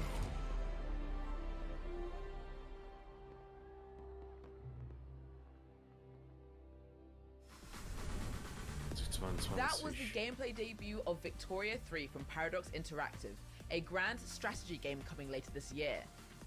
And let us take this moment to let you know you can wish us Victoria 3 by visiting the PC Gaming Show event page on Steam, where you'll be able to find every game featured in today's show. Type pcgamer.com/wishlist into your browser to be taken straight to there. And now on with the show.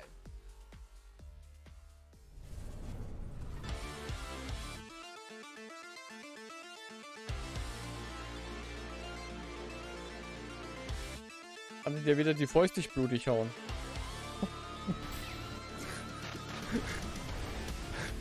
Werd schon die blute Fäuste. Ja, oder so, meine Güte.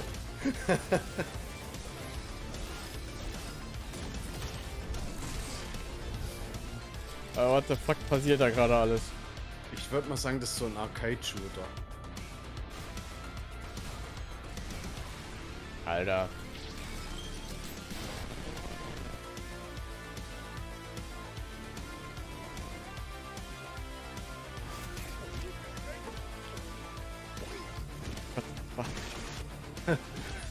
Das sieht irgendwie geil aus.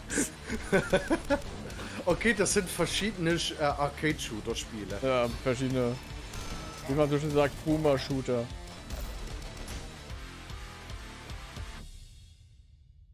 New Blood. What's up, PC gamers? We're back again. Now, Ah, so ein Publisher, everything genau. New Blood's got going on for 2022. A Medieval the Black Labyrinth, Ultra Kill Act 2, Faith, Fallen Aces, and a brand new update for Dusk that's bringing all new HD models and weapons that nobody asked for.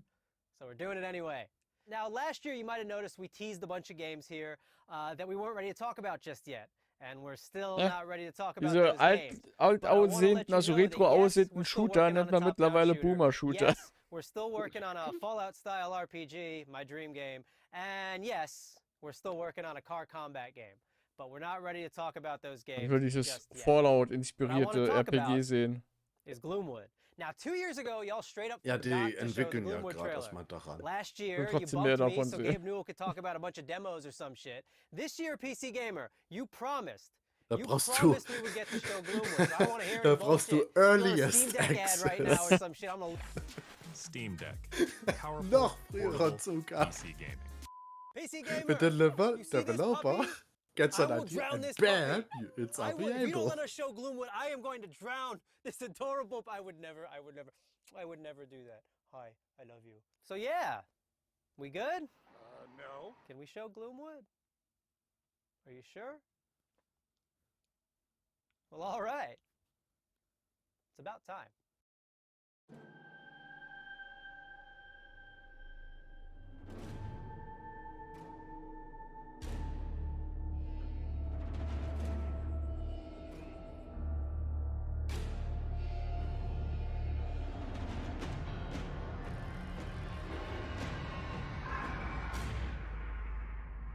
Boah, der fällt mir gerade ein, ich muss dir mal ein Spiel empfehlen.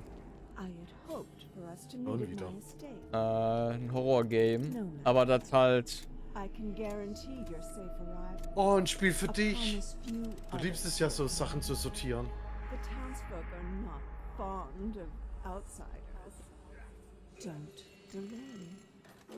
Boah, vor allem erinnert mich das gerade so ein bisschen an Dark Project, der Meisterdieb. Ist nur ein gutes Spiel. Also Dark Project.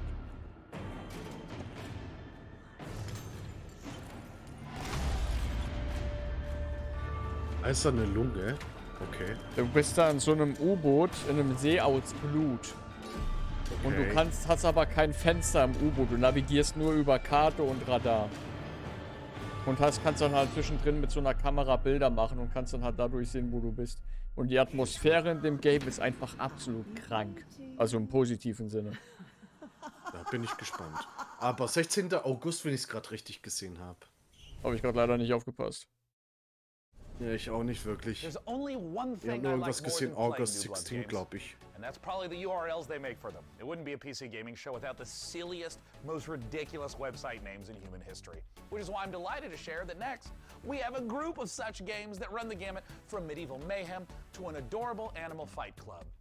And our first rule, we absolutely plan to talk about it.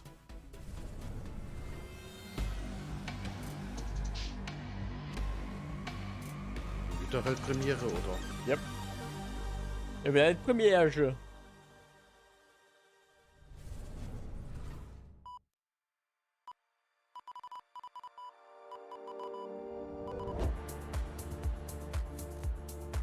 What the hell?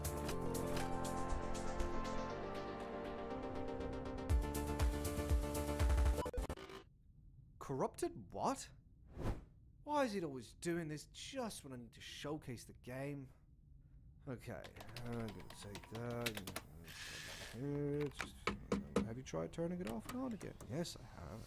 The update to System 10.1.1 will provide a clean sorting of all your files and ensure that situations like this won't ever happen. Oh, no, nobody's updating me. That's the thing. Nope, haha, thank you, but we'll pass. Okay, so I do have a backup of the trailer. While I go rummage into the bin for it, please welcome my personal assistant. That will do a great job at pitching the game for you.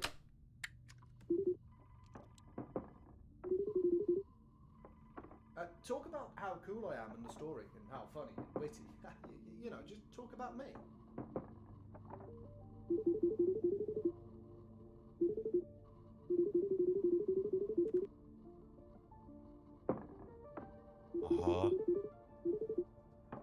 Found it. Ah, ladies and gentlemen, the trailer. Okay, who had the amazing idea to save the trailer backup in 14.4 pixels? Do we have any ants working? Ich wollte gerade mein Handy holen und damit ran zu, damit ich was sehen kann.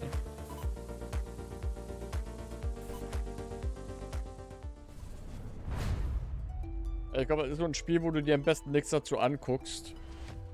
Da haben sie das mit dem Trailer smart gelöst. Oh, guck mal, Rimworld 2. Eher Rimworld Medieval. Ja, jetzt hat mir Zeit gebraucht. Du fängst im Mittelalter an.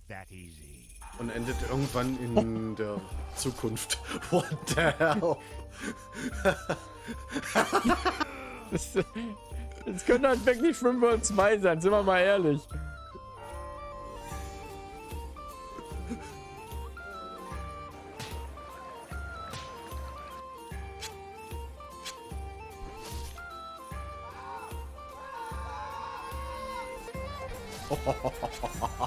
Ich hab Bock drauf. Was für ein Gemess. Ich nehme es gleich zweimal. Norland. Alles das klar. klingt für mich nach Rimworld. Wishlist auf Steam. What the fuck? Oh nein. Norland. Sofort Wishlisted.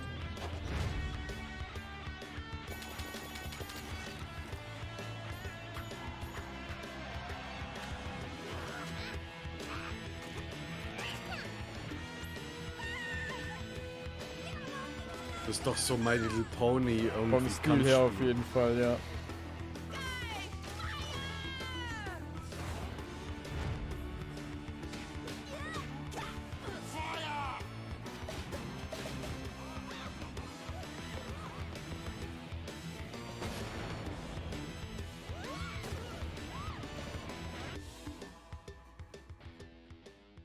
Fighting Nerds. Herds. Okay. Oh, das ist Core-Keeper. Stell dir Stardew Valley mit Terraria vor. Im Untergrund. Ich wollte gerade sagen, da gibt es auch sowas Ähnliches wie Gorekeeper, wollte ich schon sagen. Dafür ist er viel zu friedlich. Oh, wie heißt denn das? Irgendwas mit Graveyard, genau, Graveyard Keeper. Das, da habe ich auch mal reingeschaut. Und das ist eigentlich auch wie Core Keeper. Bloß war halt Graveyard Keeper vor Core Keeper. Das hier ist halt auch noch, ja, es ist auch noch super Early Access. Ich hab das mal gespielt und es hat halt kaum noch wirklich was. Naja, da kommt ja so ein großes Update. Jetzt demnächst. 15. Juni. Vielleicht zocke ich das auch mal im Stream. That was the latest DLC for Core Keeper, the sandbox survival sim Update, nicht DLC. Check mal die Unterschiede davon. Die sagt bestimmt auch Remaster statt Remake oder umgekehrt. Now we have even more twists and turns and trailers, so press enter to continue. Okay, bei mir blitzt es, heißt es I'm gonna go ahead and Gewitter. press it. No, but seriously, press it. Geil. Kannst du mal rüberschicken. Great Life entertainment. can be harsh everywhere. But in the old world, there was no hope of it ever improving. When our crops failed, the ruling class would still collect the same share, leaving our children to starve. And if we had any coin to our name, the taxman would appear, demanding it for the crown. The nobles hid behind the safety of their walls and did nothing when raiders pillaged the outskirts of the city.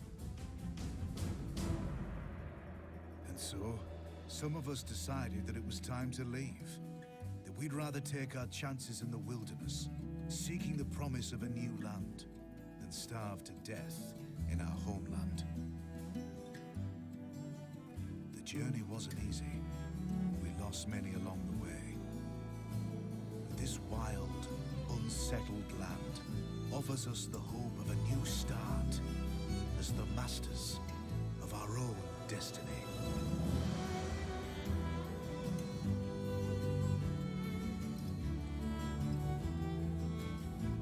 Ich finde es immer wieder witzig, wie solche Planwagen immer so an einem Bergende stehen und dann über das ganze Teil hinausblicken, wo ich so denke, ja, und wie kommt ihr jetzt runter? Habt ihr jetzt extra den Weg genommen, nur um das zu sehen? All about the Karren. Und dann aufs Beste hoffen, sich festhalten und runterrollen. Betätigt da noch die Bremse! Welche Bremse?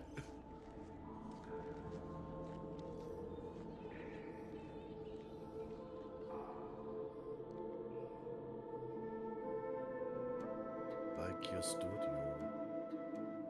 Goblins Publishing. What is below is destined to be understood. Our life depends on the whims of the weather. Our life is tied to this earth. The water we harvest, the plants we grow, the air we filter. Any waste would be fatal to our survival. We must learn to live in harmony with this world. For too long, we have wandered without purpose. From now on, our city will be a source of hope.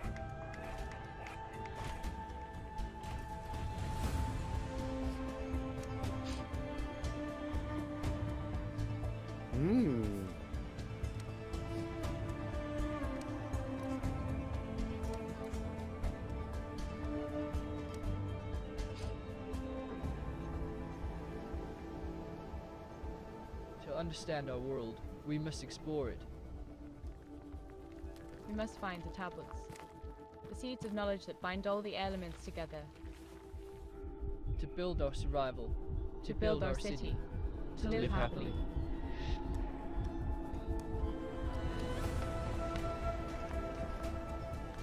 Synergy.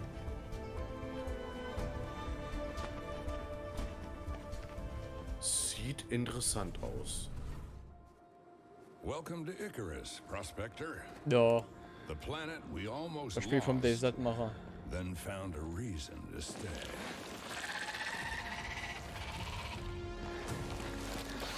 Take it from me. This place wants you dead. But we've made progress. Learned the lay of the land. How to use Icarus to our advantage. Our friends at the UDA are offering up a slice, a whole new terrain. If you learn, Das Spiel hat so teilweise krasse Anforderungen. maybe, just maybe, there's a future here. Vor allem was, glaube ich, RAM und CPU betrifft. Think you got what it takes?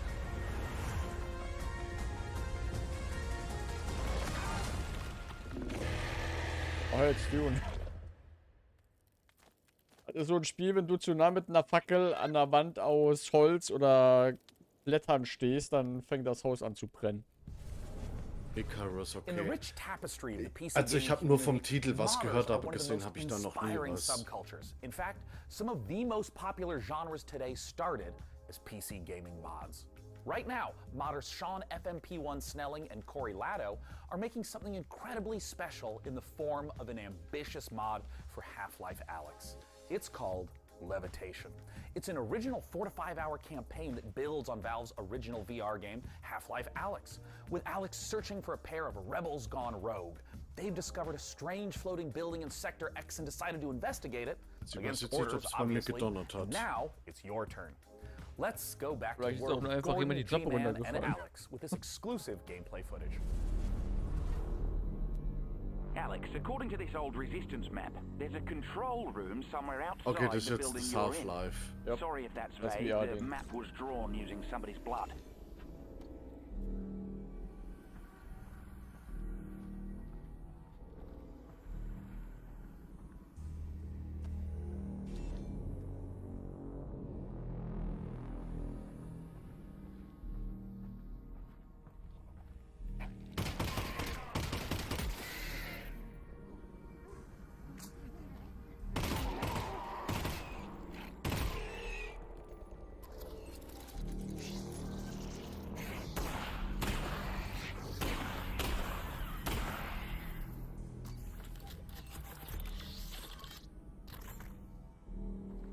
Mhm.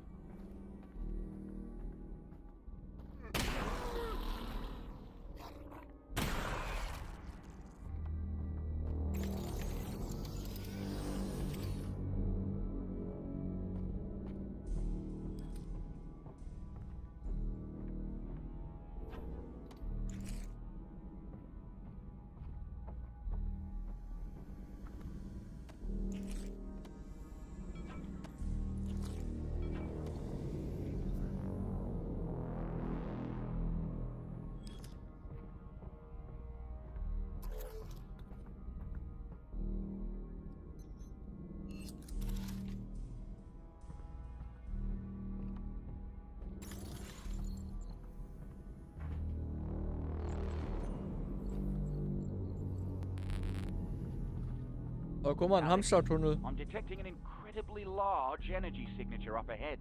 Ich wollte gerade sagen, erinnert mich hier an so einen Baustellentunnel. Bad at all. Da die von Dach zum Boden, da diese gelben Dinger. Damit du den Scheiß nicht einfach auf die Straße wirfst. Wir fließen im Verkehr die Dachziegeln von oben. Okay, Oha. so the plan is to get to that control room and get Gordon. Das ist wirklich ein Gewitter bei mir gerade. Alter, das gedonnert. Weißt du, was mega geil ist bei Gewitter und nachts? Sich auf den Balkon setzen, solange er natürlich überdacht ist. Ja. Eine Nintendo Switch haben und Doom zocken. Egal ob Doom 1, 2 oder 3. Bei dir vielleicht eher Doom 1 und 2. Du willst ja nicht die Nachbarn machen.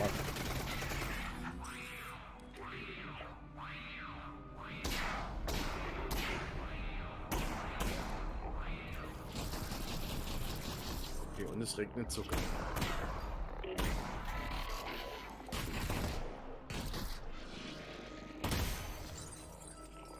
Ich wollte noch eigentlich zu den gelben Röhren noch sagen, weil wo du ja gesagt hast, das Zeug, damit die das Zeug nicht einfach auf die Straße runterwerfen oder um schneller zum Feierabend zu gelangen.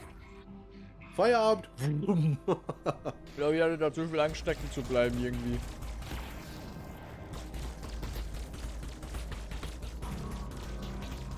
Und danach musst du ja zugestaubt sein ohne Ende.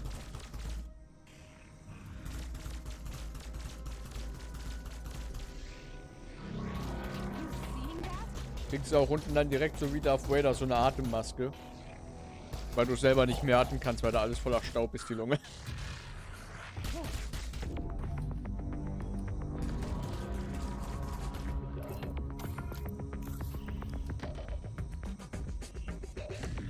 Hat die gerade einfach die verbrauchte Spritze irgendwo hingeworfen?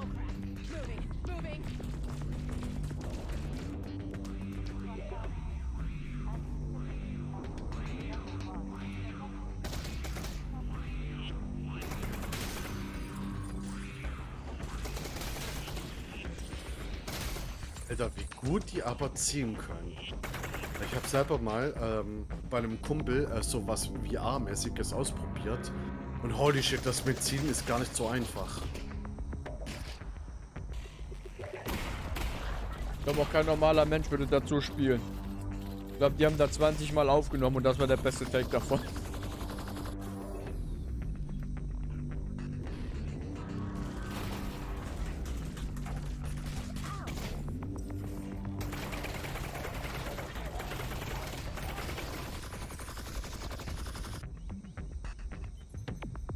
Halbzeit, ich muss mal.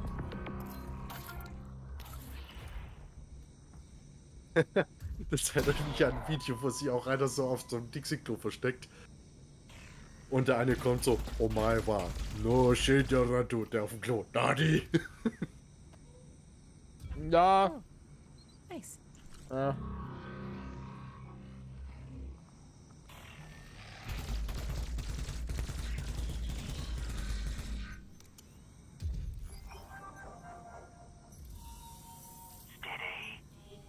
Boah, heißer Draht.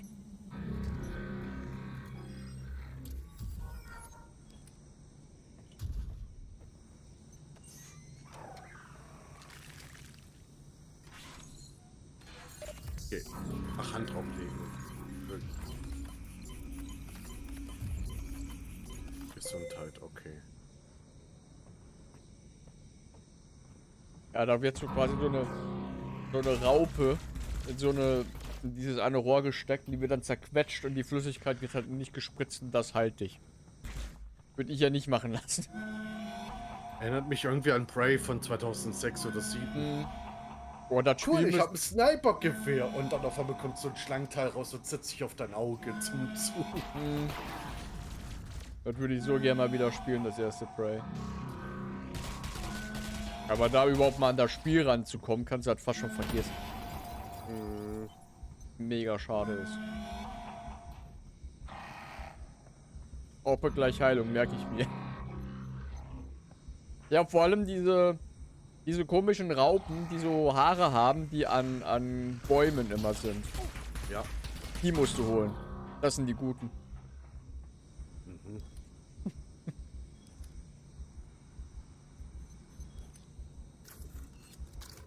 Bildungslücke gefüllt, mal wieder.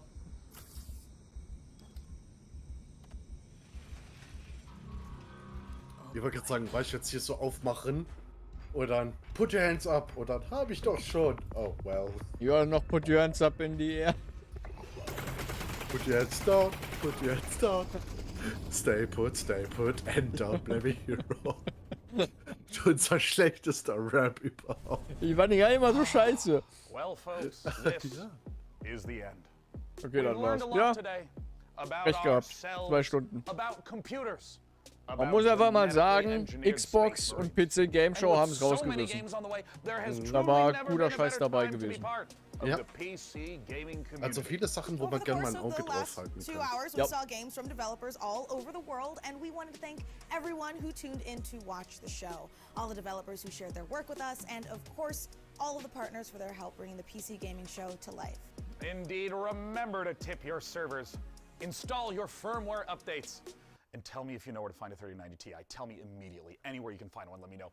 And of course, a warm thanks du brauchst doch für zum Zocken keine 3090 Ti. Das sind ja genauso guten. Keine Ahnung. Ganz ehrlich, würde ich den PC, sag mal gewinnen, ich würde die Teile einzeln ausbauen und verkaufen. Ja, ohne Scheiß, da kriegst du scheiße viel Kohle für. Gaming Show 2022 pre-show. It's the live show before the pre-recorded show. Go to the start. Make sure you're staying hydrated. Replenish your potions and motion. Let's do it again. This is the first time. But before I spiral further into my concerns, here's more. All right, one more time. The outtakes. You just saw Demon School from Welsh developer. You want perfect? Watch this. All right, so now they're all rested up. Let's enjoy a slice of that cyberpunk life. We skipped the whole line.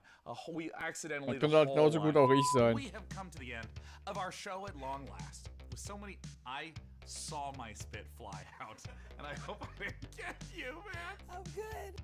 And also, I ate a Snickers, so I want to make sure there's no just chocolate in my teeth. Sowas gibt Spiegel.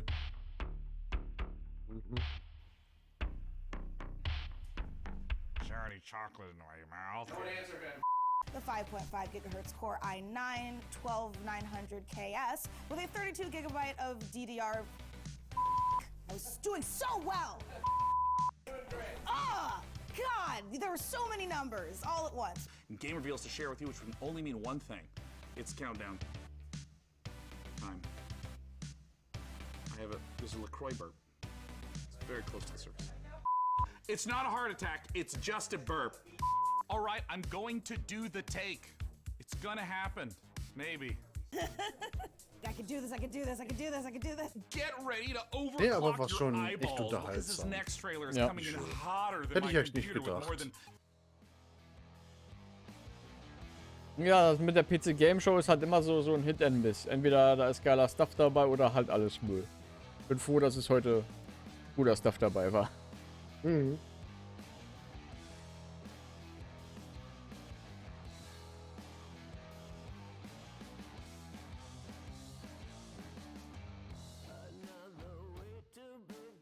Ja. Schlimm ist, ich habe mir diesmal keine Liste gemacht, also nichts aufgeschrieben. Das heißt, ich werde mir den ganzen Scheiß später nochmal angucken müssen. Um die Spiele, die ich interessant fand, aufschreiben zu können. Gute Idee. Mach am besten eine Liste mit allen Spielen. Ich glaube, da gibt es bestimmt irgendwelche Internetseiten, die das machen.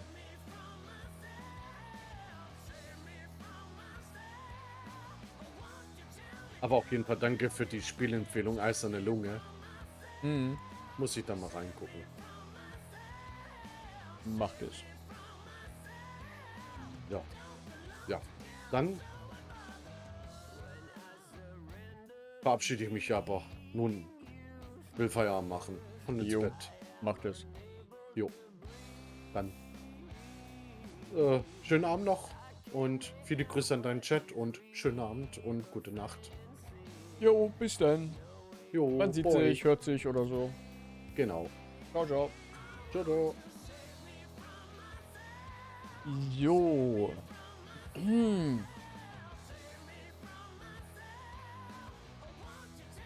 Ich komme dann aber heute auch so zum Ende, was man noch mal machen kann. Komm mal, weil es zum guten Ton gehört.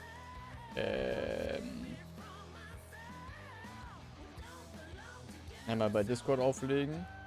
Andererseits schaut auch gerne mal vorbei bei Minecraft. Lasst ein Follow da. Ich glaube, der streamt auch ab und zu mal. Hier waren interessante Sachen auf jeden Fall dabei. Aber auch ein paar Sachen, bei denen ich vorsichtig skeptisch bin. Wie man so schon sagt.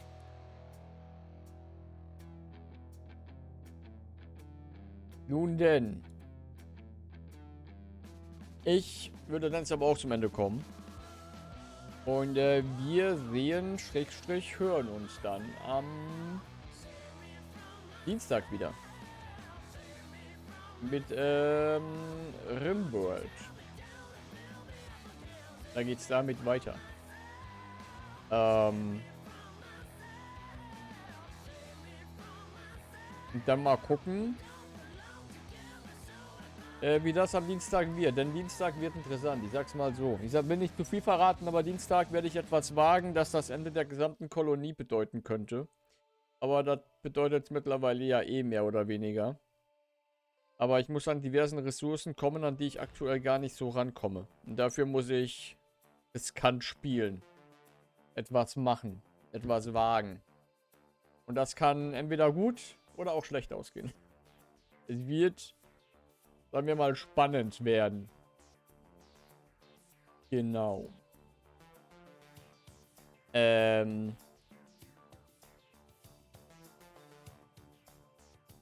Ja. Mehr habe ich jetzt eigentlich auch gar nicht so zu sagen. Ja, ich habe leider jetzt heute mal keine Liste geführt an Games. War ja doch jetzt mehr, als ich gedacht hätte. War aber auf jeden Fall viel Interessantes dabei. Mehr als am Donnerstag oder jetzt auch am Samstag, also gestern.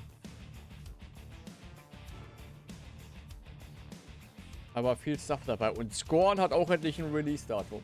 Da habe ich auch Bock. Das wird richtig schön ekelhaft. Giga-isch.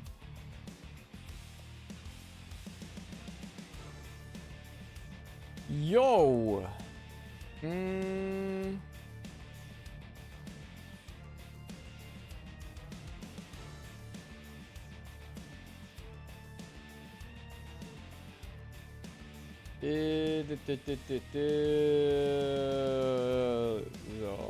Mal gucken. Haben wir denn noch jemanden zum Raiden da? Schade, Minecraft ist offline. Hatte ich ihn noch gezwungen, eine halbe Stunde länger zu bleiben mit einem Raid. Und der Rest, den ich so hab, braucht keine Raid. Dann machen wir einfach Ende. Und sehen uns dann am Dienstag wieder.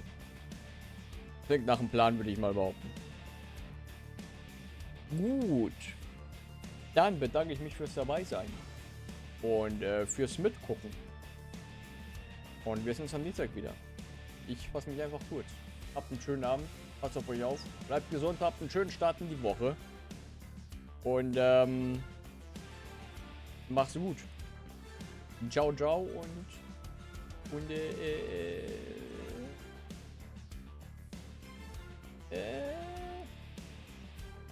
bis dann. Ciao.